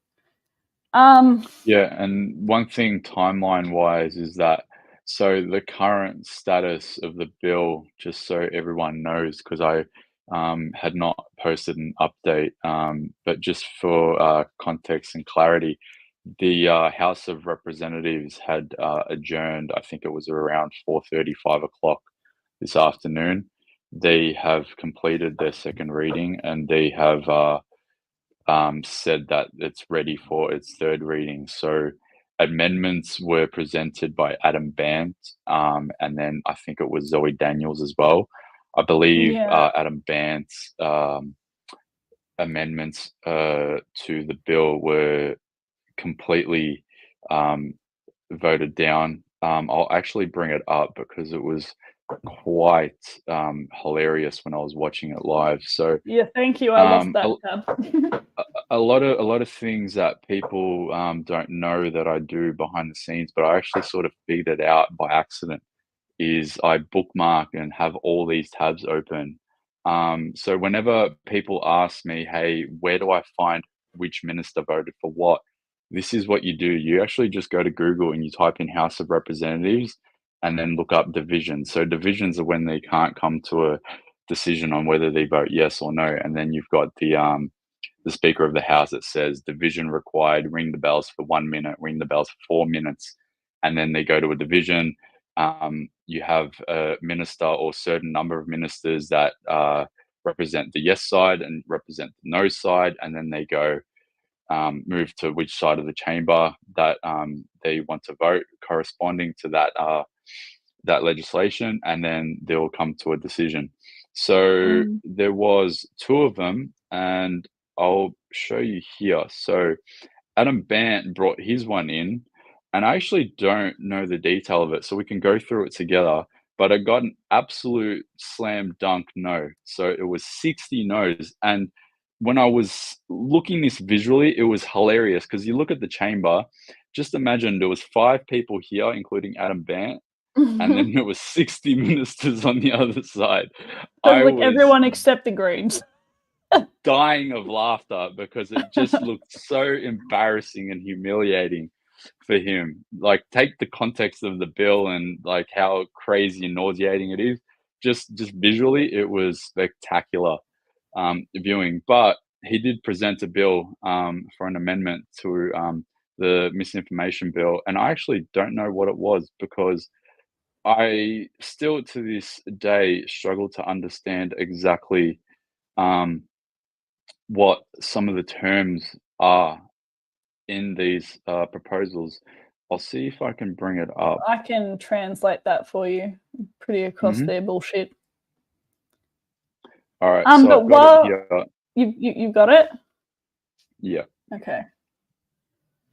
Let's have a look. What was his amendment? Yeah. So amendment to motion for second reading to be moved by Mr. Bant, that all the words after that to be omitted with a view to substituting the following words. Whilst not declining to give the bill a second reading, the House, okay, here we go. Yeah, I remember he mentioned something about Murdoch Media, and he was also making a rant about Fox and Donald Trump. So whilst Yeah. whilst not declining to give the bill a second reading, the House notes this bill is still before the Senate inquiry, notes that the proposed legislation does not address the powerful, unchecked role of Murdoch Media empire and in spreading misinformation and disinformation in our democracy, and calls for government to tackle misinformation and disinformation spread by Murdoch Media. Okay, now I remember. So basically, he did a 15-minute. Yeah, go. No, go on. He had a 15-minute time allocation of time in the House of Reps, and he was ranting about Donald Trump spreading misinformation. I actually posted this video on Twitter and all the other channels where he made a rant about Donald Trump saying that he acknowledges the successful election of 2024, but he disputed the results of 2020, and that is misinformation. And why are we allowing someone to engage in the hypocrisy of believing one thing when it goes your way, but then disputing something when it doesn't go your way? I can't even with the Greens. I really can't. That's a whole different kettle of fish that we can talk about another time. But he also wants Murdoch Media, the Murdoch Media empire, to be targeted in the legislation, and it just got voted down. It was completely destroyed. It was 60 to 5? Yeah. They just managed to make everything worse. Just for visual purposes, this is who voted yes on it. So we had 4 Greens ministers, and then we had 1 independent, Mr. Wilkie. And then no, it's going to be hard to see, but you've got basically all of Labor. You've got independents here, so you got the Teals. Yeah, basically all of the Teals. Mr. Broadbent, he's a good man. He voted yes on it though. So here's the thing. I didn't look at this. So Mr. Broadbent, he's a big advocate against the vaccine policies, the vaccine mandates, and the misinformation bill. He's been very vocal about it, but he voted no on this. So I don't know if that means that he's just voting no against everything with regards to misinformation bill, or he might say no to one amendment, but he might say yes. This is where I start to get concerned about which way the Senate vote is going to go, because when it goes to the Senate, someone might say I vote no on this amendment, but I vote yes to the entirety of the draft bill. It's really hard to predict. Yeah, so just before we continue on that, because I was just having a read of the comments and just ways that I could better clarify certain things. So there's a few things saying, ACMA doesn't control everything and it's a piece of paper, we do not comply and whatever. The reason why they're able to do this in an ambiguous way is because existing regulatory bodies are already bound by certain standards. So there's a whole host of things that are already in place infrastructure-wise for them to do it. And the reason why it's irrelevant whether or not we comply or not, in particular in relation to ACMA, is because it's a condition of service. So they're attacking the service, they're not attacking us very directly with this legislation, which is how they're able to get away with it, you see. So it becomes a condition of service that we comply with certain things. Otherwise, we face deletion and all these other things. So it's them using ACMA to regulate the social media companies so that they can further censor and regulate us according to the will of what's put forward by the government or ACMA, or even the complaints mechanism where people can report certain things and have it reviewed and people will be taken down through that regulatory body. So that's why it is so... It's just the audacity to do it that way and to confuse people in how they're doing it and what it means for us, so that we really don't have much time to get pissed off about what they're doing, is just insane to me. But it makes sense when you look at, like direct legislation that infringes on us, like in relation to, say, public health orders and mandates. It becomes more complex because it's on an individual basis a lot of the time. And so we're not dealing with individuals. That's why there's a lot less human rights oversight in terms of this legislation and blah, blah, because It's just a regulatory body that's already in action and existing. So we can reasonably expect that they will do the right thing. Anyway, I just wanted to clarify that. Yeah, so on the timeline of where we sit now, so we are on the 7th. So they currently have a period of 7, 8, 9, 10 days where there's no more sitting. So the parliamentarians will now take a break for 9 days. And what they'll do is you'll have ministers like Michelle Rowland, you'll have Anthony Albanese, you'll have Mark Butler, you'll have Katie Gallagher, you'll see them in the media, and you'll see me post these clips when they say critical things over this 7, 8, 9 day period. They'll say certain things, and what they'll do is they'll start to ramp up the national dialogue over these days, and then they'll run press conferences. Like Albanese had a big press conference this morning talking about the social media legislation to ban under 16-year-olds from accessing platforms. But what you'll see over this period now is you'll see the national dialogue ramp up and ramp up and ramp up, and then more people becoming aware of what's going on. And then we'll get to this period, which is where we will start to talk about our concern with regards to the misinformation bill. So timeline-wise, we are looking at the 25th. This is the day that we are worried about, because this is the day that the report is due for the misinformation bill. Now, the unfortunate thing that we cannot predict is that on the actual report submissions tabulation, it doesn't need to be on the 25th. It can be it's due on the 25th, but it can be before the 25th. So it could be as early as the 18th, and we have to basically predict and be prepared to say, all right, we need to get our ducks in a row from today through to the 18th, and assume that they're going to pass the bill on the 18th, because they might get the report given to them, say, on the 15th, on the 14th. Michelle Rowland has a press conference and says, hey, this is what the report said. We're going to upload it to the parliamentary portal. If you want to read it, read it. We are satisfied with the outcome of the report, and we are going to present the bill to the Senate on the 18th. So timeline-wise, it's due on the 25th, so we do have 2 weeks. However, if they get the report over the next 7, 8, 9 days, we're doing the conservative estimate. We've got 11 days to make as much noise about this as possible. I don't want us to get complacent on the timeline, even though those due dates exist. But the reality is that, generally speaking, if people get irritated by something, in particular in the media cycle, it takes about 9 days for that process of outrage to die. So if we can look at it that way and say, we've got these 11 days to really get as much controversy sparked around it, we can get the bulk of that done in terms of communicating with these senators. The other thing that needs to happen as well, because one thing the mainstream media has been complicit with in regard to the misinformation bill is hook, line and sinker, for the most part, choosing to focus on what's happening in the US as their primary publication, really, at the moment.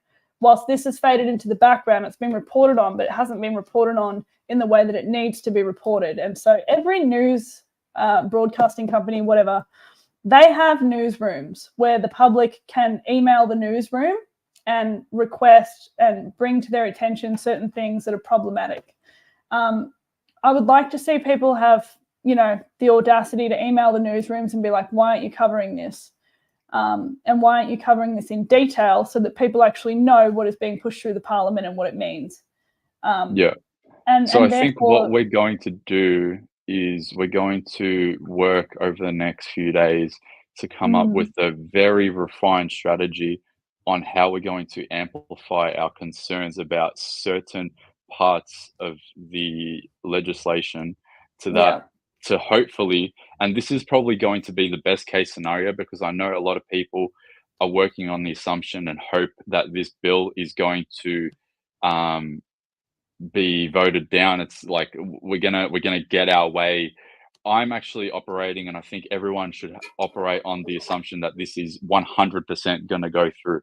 So we have to work backwards on that assumption. So let's work backwards on that assumption. It's 100% going to go through. They are definitely going to cut a deal with the Greens and with the Independents. How do we tackle it from there? So we're going to write down and like really target things that we are concerned about legislatively and propose to them to make an amendment so that we can get absolute clarity on what these key terms mean, whether it be serious harm, whether it be who they're targeting and what mechanisms they're going to go through to be able to target the platforms. Are they going to geo block me for posting their messages because they don't like the way that I amplify the messaging that they are trying to put out, and they consider it a threat to democracy because I break down the ambiguity of the things that they say to the normal layman term understanding. We need to really amplify the description and what these certain key terms mean. And then hopefully we can get someone to present a amendment bill and say, hey, we want all of these key terms specified exactly the way that you guys did with the pandemic bill, so that way, even though the bill does get passed like it did in Victoria, at least the ambiguity of these terms is taken away from the bill. So so for context, we know that we're gonna I was just wanted to finish off on say we know that it's gonna pass. We know that this is a result that we're gonna be pretty upset with. However, we've done our best to amplify the concerns that we have. We hopefully get an amendment passed and we get out as much ambiguity in these terms as possible. So at least it adds a layer of deterrence for them to use this bill against us in the event that they do decide to do it. Yeah, so there's always going to be a mechanism to overturn it. So on this as well, I will say, and I know this from behind the scenes, I know this in general, I talk to a lot of staffers, they're legends. Everybody hates Australians versus the agenda in politics. Yeah, everybody hates Australians versus the agenda. Alt media is a thorn in their side. And it's a thorn in their side because in many ways, we're able to push the cultural temperament by our education campaigns that we do. And so I don't want people to sit at home and think that this doesn't work. And I don't normally share, my contributions with certain things, but I think it's important to have people actually feel empowered and understand what the power of like one or two individuals can have. Because during the pandemic bill, myself and one other person, I won't name her because I'm not sure if she would like that, but we put forward the proposed amendments. We put the exact clauses of the legislation that we hated on that bill on the flyer for the protest against Daniel Andrews. So we came up with the Kill the Bill rallies, basically. And it escalated from there and grew into a massive movement, which had at least like 400,000 attending on the streets by the end of it. And it was back-to-back protests. But what we did, putting that legislation, the bits that we hated in that flyer, it forced the media to accurately report what we were protesting about. They actually had no recourse to lie about it because the exact problem was in the messaging. Another example is I wrote the list of demands for the Canberra protests, and the media was reporting in heaps of articles about how the demands were difficult to argue with because they were structured in such a way that reasonable people that are maybe not as politically savvy as what we are can't disagree with them. And, an example of that was like no masks for kids in school and opening the border and not giving kids vaccines until the end of the trial period. And these were very strategically thought out bits of things. And so like what I'm really trying to say is that like you don't need to be some massive influencer who's just posting random shit on Twitter to have an impact over the course of the country. Like the pandemic bill in Victoria was severely watered down by the time it went through. You know, the Premier was meant to have discretion over a whole bunch of things. It got watered down to needing a committee to pass certain things or to affect certain things. So like this is the power that you have as an individual or we have as a group, because it's about having an intelligent, very precise approach with an outcome in mind, rather than just yapping for the sake of yapping and running up the clout on social media and not being sure of what we're saying and whatever. Like if you focus your intention as a collective on something, you would be so surprised at the things that you can get done. It's not as hard as what people make it out to be. But people are, again, like I was saying earlier, disempowered because you're defaulting to other people's wisdom, whether you're watching your favorite politician talk about this or you're just sharing a post from an influencer instead of like maybe talking to your neighbor or talking to a friend of yours and saying, hey, are you aware of what's going on right now? Because, you know, we're in our power to be able to do that and to talk to people and convey this information and to, I guess, broadly get people on board with what we're saying, because we're not crazy people.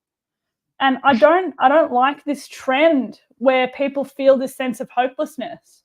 I mean, like, Anthony, I don't even know if you want to like go into it in terms of like what you've been able to affect. But I mean, we literally during the COVID pandemic, during the lockdowns, created graphics that looked like the government backdrops for their press conferences and used their own wording against them to make it look professional, to actually resonate with people that have been so heavily brainwashed into thinking that it's more legitimate. Like these are all things that were able to be creatively done. And the government hates us. Like they hate the collective us that knows how to use what they're doing against them. Not just Anthony and I. This was the branding that we used, right? Yep. And the vaccine one as well with the orange on the back.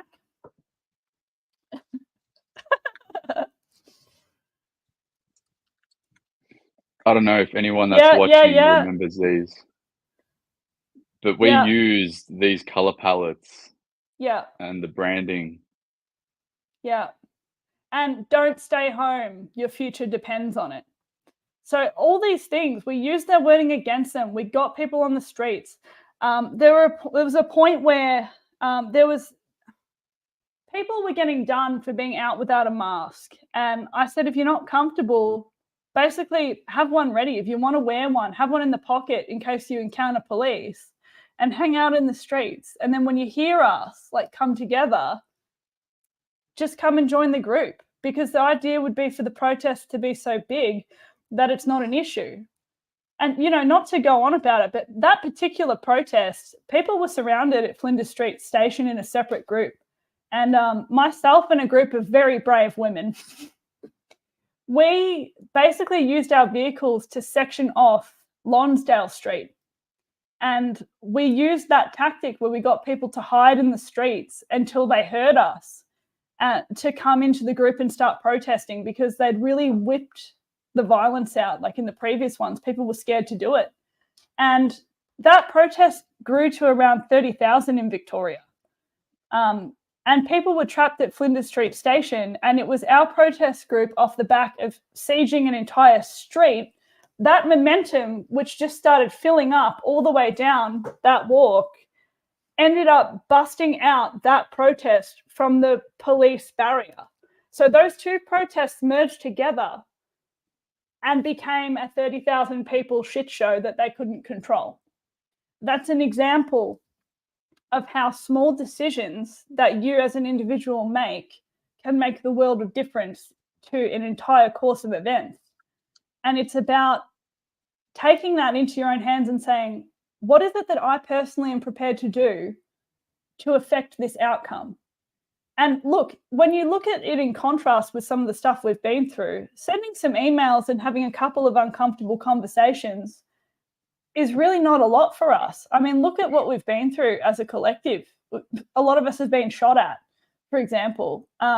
We've been through worse, watching our loved ones get sick, Everybody knows somebody who's died suddenly now. Like, these are all things that I think we deserve to be righteously angry about in regard to things like the Misinformation Bill. Because when you think about it, who was regulating the information that was going out to the masses at that time? ACMA. Who forced the mainstream media to not be able to report balanced information throughout that time? ACMA.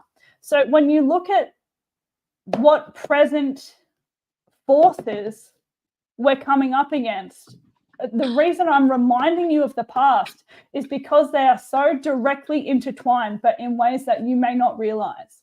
So they're coming for us again. And are we going to sit down and take it? Are we going to lie down and say, oh, okay, it's a little bit confusing. Go for it. Take all of our rights online. I don't think so. Over my dead body personally. I have no issue raising my voice about it. Neither does Anthony. It may be difficult. It may not even be popular. Like, this is the first live stream we've done about it. But it's to encourage people. Like, you've been through worse. The government only gets away with what they get away with because of censorship. That's the truth.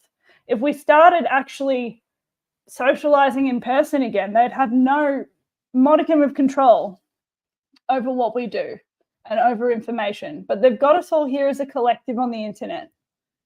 And it's up to us to press these muppets that unfortunately represent us into doing their job. And unfortunately, we have to manipulate them as the general public into doing their job, because their first priority is number one, and it's self-interest.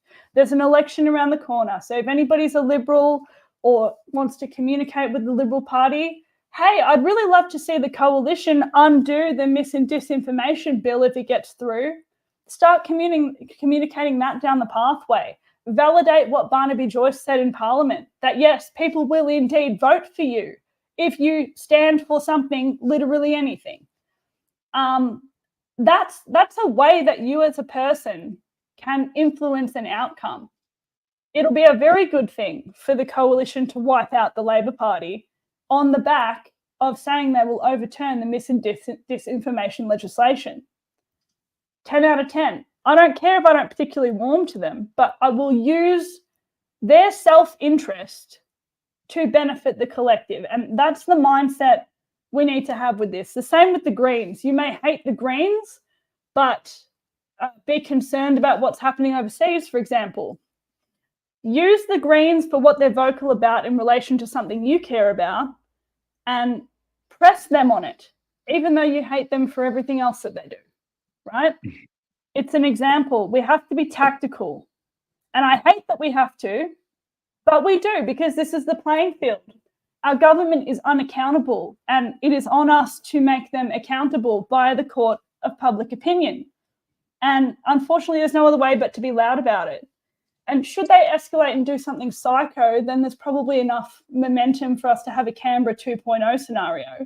But until that day, we've got our education campaigns and we've got each other. And it's on us to do what we can to educate others about this and get them talking to these useless MPs that are sitting pretty in the Senate. And that's basically what I have to say on it. I don't know if you want to add to it, Anthony. I just put a poll up on YouTube, but you guys on Twitter can also leave comments if you like. We've got a couple of hundred people on YouTube and almost 2,000 people on Twitter, which is absolutely insane. The question is, do you want the bill scrapped or do you want the bill amended? Now, I know it's we hard, all know we want it scrapped. But these are the realities that we have. These are the realities that we need to face, unfortunately. And we know that we want it scrapped, but whether or not they will scrap it is another thing. It's unlikely, but it needs to be known via this poll. So if you can just run up those poll numbers saying that you want it scrapped, all of these things, because this is the other thing.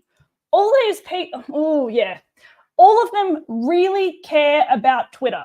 They're in their little feeds with their threads and their dumb little like LinkedIn style statements that they put up and how many shares and how many followers. I don't know what it is with politicians and X as a platform, but they're obsessed with it. So the more that you trash them on Twitter, and you hold them to account on Twitter and you show them where the popularity is and the cultural temperament, they start to listen, because that is their way of doing the temperature check with the collective, right? Oh, what does the public think? The closest reliable thing we have is what's happening on X, what's trending on X, right? So if you can really shove it in their faces as much as possible, and respectfully as well, because we don't want to seem like lunatics so that they can't brush us off, right? But as long as it is in their faces, they get an opportunity to say, well, hang on a second, we might not get re-elected. We might permanently tank our credibility with the public if we make this decision. And that's what we want. It's the proverbial gun to the head. It needs to be loud enough and, steadfast enough that they cannot possibly think that this is what we want as the Australian people. So no, we actually don't want the Australian government and their bureaucrats to regulate the internet. It's very simple. All right, so let's sort of come to a conclusion with regards to this. So almost 99% of the people are saying that they want the bill scrapped. And we have the opportunity to talk to 2,000 people right now to talk about what the next steps are. So we've got, 9 days between now and 10 now. the next sitting day. So we've got 1, 2, 3, and 7. So we've got 10 days before Senate. Well, what's the plan of attack? Because we took one bite at trying to get the bill stopped in the lower house, which was a very big Hail Mary. However, gave it a crack. What do we do now? Okay, so short list. It starts with the obvious. Share every piece of anti-misinformation, disinformation bill content that you can find. Share it and interact with it via the DMs. You need to be absolutely shamelessly feral with how you share anti-misinformation, disinformation content, because it is loud and they're watching, in particular on X as the platform. Share it like wildfire, as long as it's credible. It's not from some shonky page that makes no sense whatsoever, because there's a few of those going around. As long as it's credible, spread it like an STD, basically. And do what I do. Use their words against them. I think one thing that a lot of these senators and parliamentarians hate, and a lot of them block me, is that when I tag them in posts and I amplify and I deconstruct the messaging in what they've said in those clips, they hate it so much, and they see all of the notifications of people saying, why did that person say something so stupid? I can't believe Senator Hanson-Young said this. Why are you so stupid? You'll go from me tagging that person in a post, they'll go and 20, 30 people will go to her page, and then they'll quote tweet the post onto her comment section and say, hey, why the hell did you say this? And then Senator Hanson-Young will get upset at the fact that we are amplifying her messages, her own words against her. And then she will go and turn around and be like, oh, shit, people are actually watching. Bang on. And this is why they hate Australians versus the agenda. Politicians love to pretend they don't know who certain things are and whatever. They do that cute thing. They know, because it's their job to know who's a threat to their re-election. But, aside from that, we want to get on the phones as well. They hate it when we clog their phone lines with arbitrary shit. And in their mind, arbitrary, but totally valid and a cause for concern for us. So blow up their phones. Even if you start irritating their receptionists, blow up the phone. Why are you voting? Well, why is your office voting for the misinformation bill? Why are you doing this? Blah, blah. Emails is another thing, but please do not use some rando influencer's mailing system to do a generic email. One, they're harvesting your data for personal interest because they want to build up their mailing lists. But two, it will get flagged immediately as spam. So sorry to be repetitive on that one, but it is really important that you grab the email yourself and you uniquely word that email to the extent that you're comfortable with. But we need to be emailing all of the members of the Senate anyway, just to embolden the ones that are already in there so they have more ammunition to argue against something. So that's important. So even your One Nations and your whatevers, email them as well and say, hey, I'm really glad that you're supporting this and whatever. I want to encourage you on supporting it. I'm really concerned about it. And, you know, likewise, hey, Greens, can you like for 1 second shut up about Murdoch Media and realise they're about to censor everyone, including you and your own unique viewpoints? Can you get with the program? However you want to put it to them. But every single one of them needs to be smashed, including the Labor Party, even though they all vote together and none of them have the balls to cross the floor. Smash them anyway, and in particular, smash the. I would argue actually smash the Labor phone lines more than you would smash the others. In particular, the independents that are sitting pretty and maybe more flexible with agreeing with us. I wouldn't smash them as hard as I'd be smashing the Labor Party, because at this point in time, I just want to annoy them. I don't know about you guys, but they're doing a really good job at irritating the rest of us as Australians by being completely inflexible and intellectually dishonest. So I think it's about time we started irritating them back. So yeah, smash them on Twitter, smash their phones, smash their email boxes. If you want to, and if you're actually in the local area, go down to their local office and start, you know, talking about it. Obviously, no funny business, no weird behaviour, no extremist behaviour, just respectable decorum. Approach the desk and say, hey, I'd like to talk to this MP just about this misinformation bill. I'm really concerned about it. But, you know, these things, when you do it en masse, oh, it's loud and it irritates them, and it works. It works with enough consistency and enough numbers, as long as what we're saying is credible. And again, Anthony and I don't speak about this stuff unless we are putting forward credible information. So feel free to fact check it. I encourage you to do so, actually. But you need to start getting confident with information and start really, I suppose, taking it upon yourself, not looking to external influences, but saying, what can I do to stick up for myself after everything these people have put us through? Because they're really just attacking our way of life. They're irritating us all en masse in one way or another. Nobody has been immune from being, you know, forcibly irritated by the government over the last 4 years. So if that can embolden you, it's like, how can I annoy them back into doing the right thing? And yeah, I mean, are we pumped? I don't even know. I think if there's 2,000 people watching us talk about misinformation and online censorship at 11:13 p.m.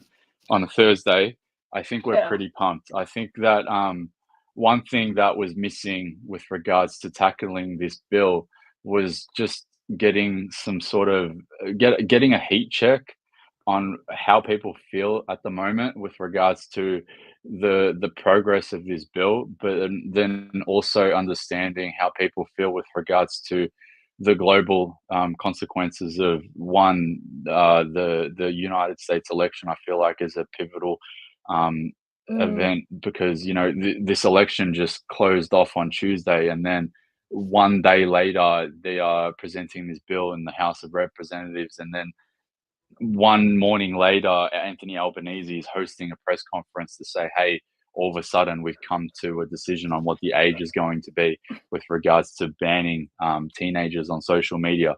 I think that it's good to get a heat check on how people feel, but also I really wanted to address a strategy that is really going to actually work, and identifies all the possible consequences and all the possible outcomes. Yeah, and we can formulate that. I suppose a lot of this is fresh. We didn't have a lot of warning, I suppose. With the US in particular, we weren't sure that this was going to occur when it has, so we're a little unprepared. But in saying that, I think everyone's on the same page enough that, I mean, it's really not that hard. Most of us have been there and done that. We have done this already. We have been around this loop before, just in a different context. And for the people saying protest, I think let's bookmark that, because you want to get a really good trigger point. If you're going to organise a protest, it's got to be with consideration to where everyone else is at, not just us that are maybe more informed on what's going on. It's got to be, have we done the education campaign enough? Has this bill passed yet in the worst possible form? And even when it does, I'm all for it. Let's hit the streets. But until then, let's just work on the education campaigns. All of that stuff where you're considering how you feel about it, like Anthony just said, don't even smash it in the comments here.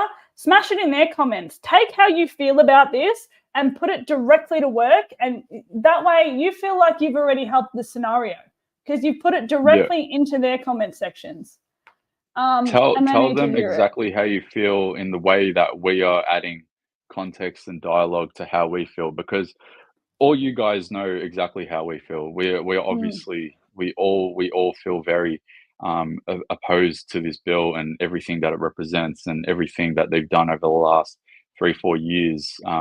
We feel it, but we need to make the message known and make them understand it and make the messaging resonate with them in a way that it actually hits them. So I think we have the opportunity to get, we've got 2,000 people here. So in the next couple of days, we've got Friday, Saturday, Sunday.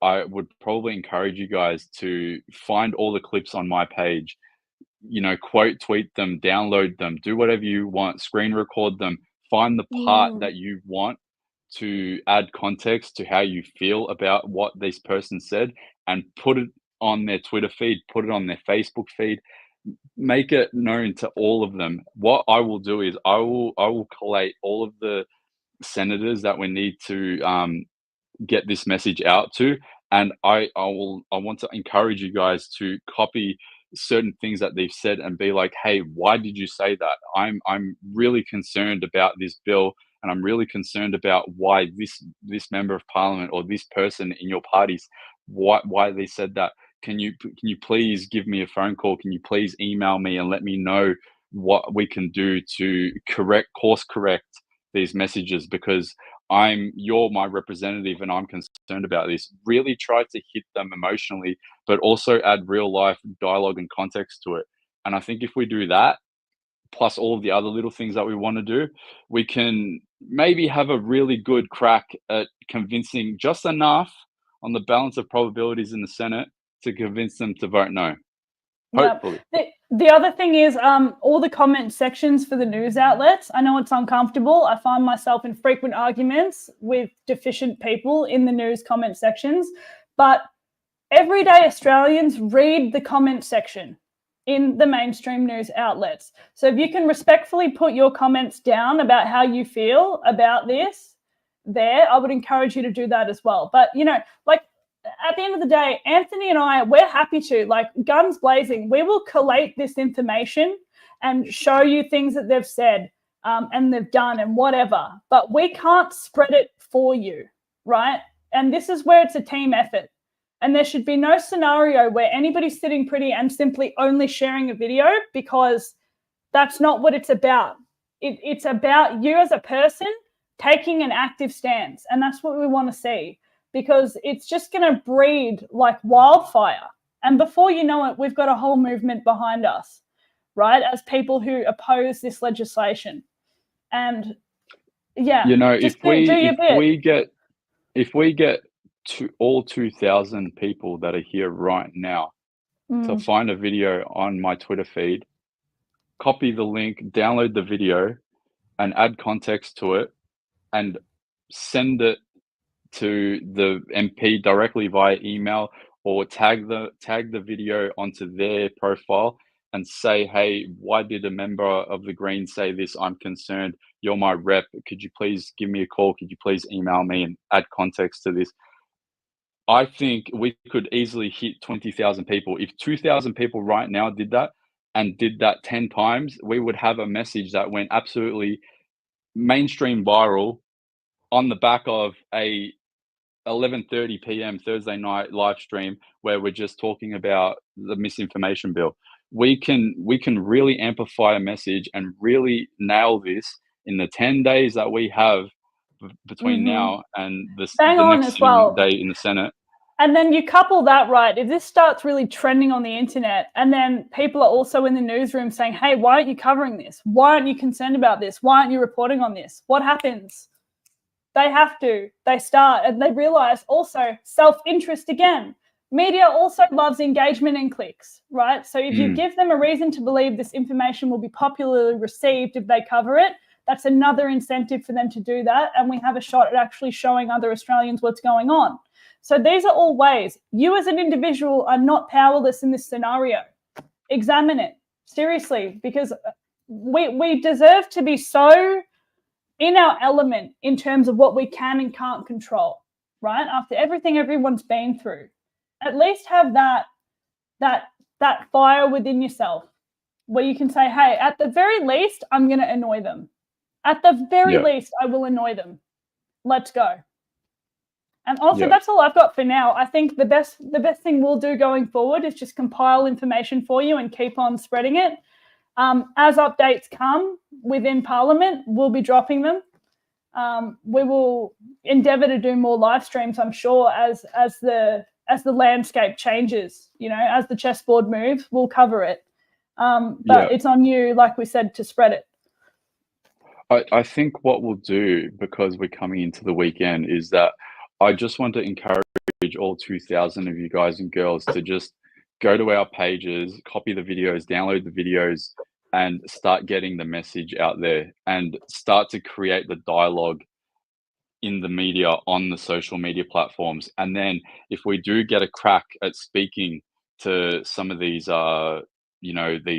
mainstream networks, then we know that we've actually succeeded in creating dialogue with regards to our concerns in the mainstream. But it's going to start here. It's going to start with the 2,000 people that are here.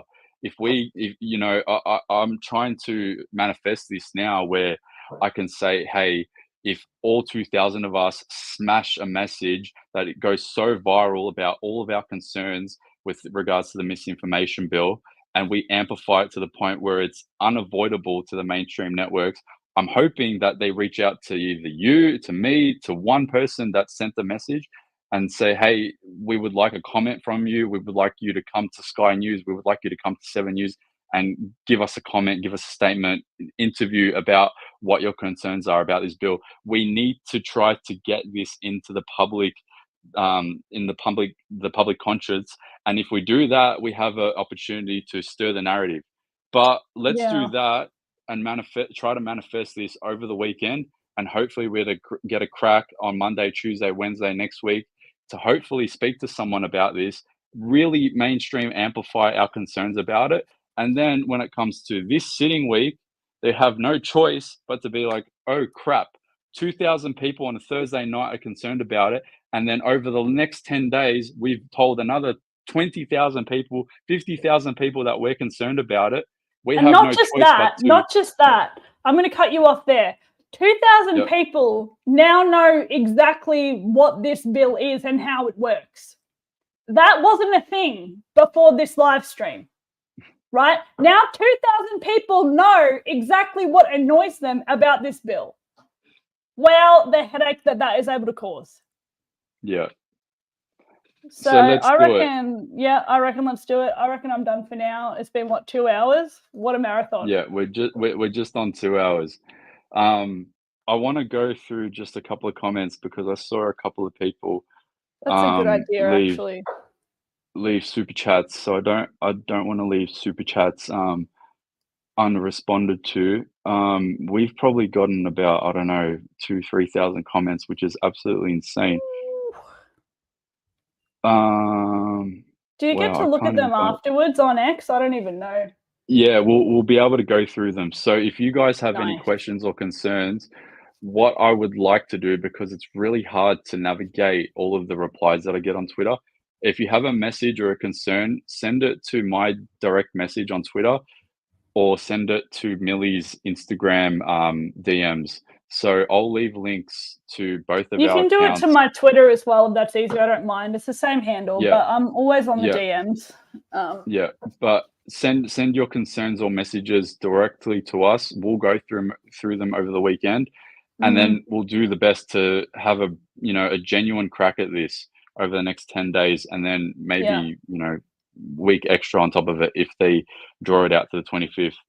Agent Smith goes, they use COVID as a test to see what people will comply with, however draconian and illogical.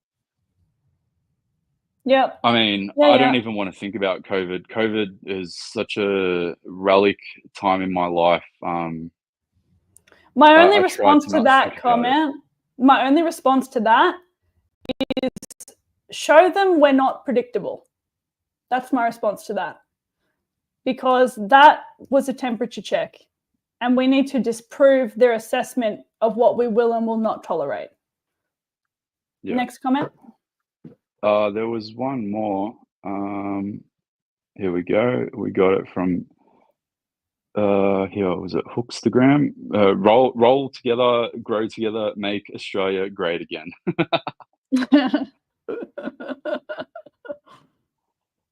Yeah. We have a chance. You know, America had their MAGA moment over the last couple of days. I guess we could call this our Make Australia Great Again movement. You know, we have a genuine timeline chance to hopefully stop this bill in its tracks and have our Make Australia Great Again moment. But we can only do it if we all put our collective efforts together and really nail the messaging on this. So you know what your next steps are over the weekend, and what I would like to endeavour to do, seeing that we're sort of trying to timeline this, you know, we'll see how the weekend tracks and trends with regards to, you know, the things that are in the public domain dialogue. You know, something might happen and all of a sudden it throws a spanner in the works that we can't predict. Or if you're open to it, we should go live again on Sunday or Monday. They might do some random stuff on a Friday. That's true to form. Yeah. Dropping the most controversial stuff on a Friday so nobody cares over the weekend. Yeah. These are all things, but we'll stay on it either way. Posts will be consistent. Info will be consistent. Yeah. We're here. We'll run support, but you are the main arbiters of information at this time. It's on you. Yeah. To spread it. Operate as if you guys are quite literally like a virus, and we need you guys to spread like COVID. Now I'm getting to that stage where I'm using really terrible metaphors. I'm trying. Yeah, you can tell we're tired. No. But yeah, some people are saying what days to run it.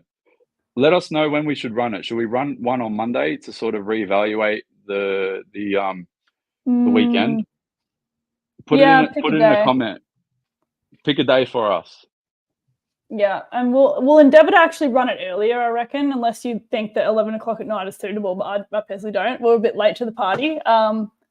Maybe 8 p.m, 8:30-ish, if that's suitable. Everyone's eating dinner. Yeah, I think we'll evaluate what happens over the weekend, and we might run a stream just like this on either Monday or Tuesday. We'll sort of do a heat check on what's happened over the weekend and how we've gone with running this the beginning of our little online digital campaign. What was the name of the campaign that you guys ran in Melbourne? It was digital warfare. Kill the bill. It wasn't digital warfare. But, yeah, that was the name of one of the other accounts. But this is our version of digital warfare. Yeah. Yeah. Look, I think we all get the drill. Yep, it is what it is. I'm pumped. I'm excited to see what happens over the coming days. Let's go. Let's get it done. All right. We can do this. All 2,100 of you guys and girls. Copy the videos on my page, download them, screen record them, do whatever you got to do. Send them to your relevant MPs. Say, hey, I'm concerned about what this minister said. Really add context and dialogue. And then we'll evaluate how this little campaign, this weekend campaign goes. And then we'll start to ramp up reaching out to independent senators over this week. So hopefully we can stop them from passing it. And again, we're going to preemptively assume that they're going to try to pass this bill on the 18th. However, on paper, the date is the 25th for them to pass the bill because the report is due on the 25th. So I'll keep a big, keen eye over it. We will work on that timeline. And yeah, I really appreciate all 2,100 of you guys and girls. This is bloody awesome for a live stream that we have done impromptu after not running one for feels like a couple of years now. Literally 3 years. Yeah, so we really smashed it, and I really appreciate everyone that tuned in. So we're gonna do that. I want to do the normal social media close on things like this. Please give us a follow, share all the videos, amplify the message as insanely viral and possible, and let's get this dialogue into the public domain, because it got completely whitewashed over the US election. Now that US election's over and done and dusted, fingers crossed nothing, you know, major happens in the next 7 to 10 days that we can't control, and hopefully we can change the national dialogue on this from being a safety protocol for the community to, hey, we are really concerned about you guys infringing on our rights and our free speech. So give us a follow, give us a share, amplify the message over the weekend. We'll reconvene just like the House would on Monday or Tuesday. And yeah, thank you guys so much for tuning in. I really appreciate it. And this will be available on YouTube and Twitter. I will repost it so it goes back onto the top of the feeds. And I'll also find some clips if there are any clips of key things that we said, so that way you guys can share those messages as well. That's it. Go we team! should pack it up. Good night, everyone. Bye. And yeah, we'll see you guys over the weekend. Take care.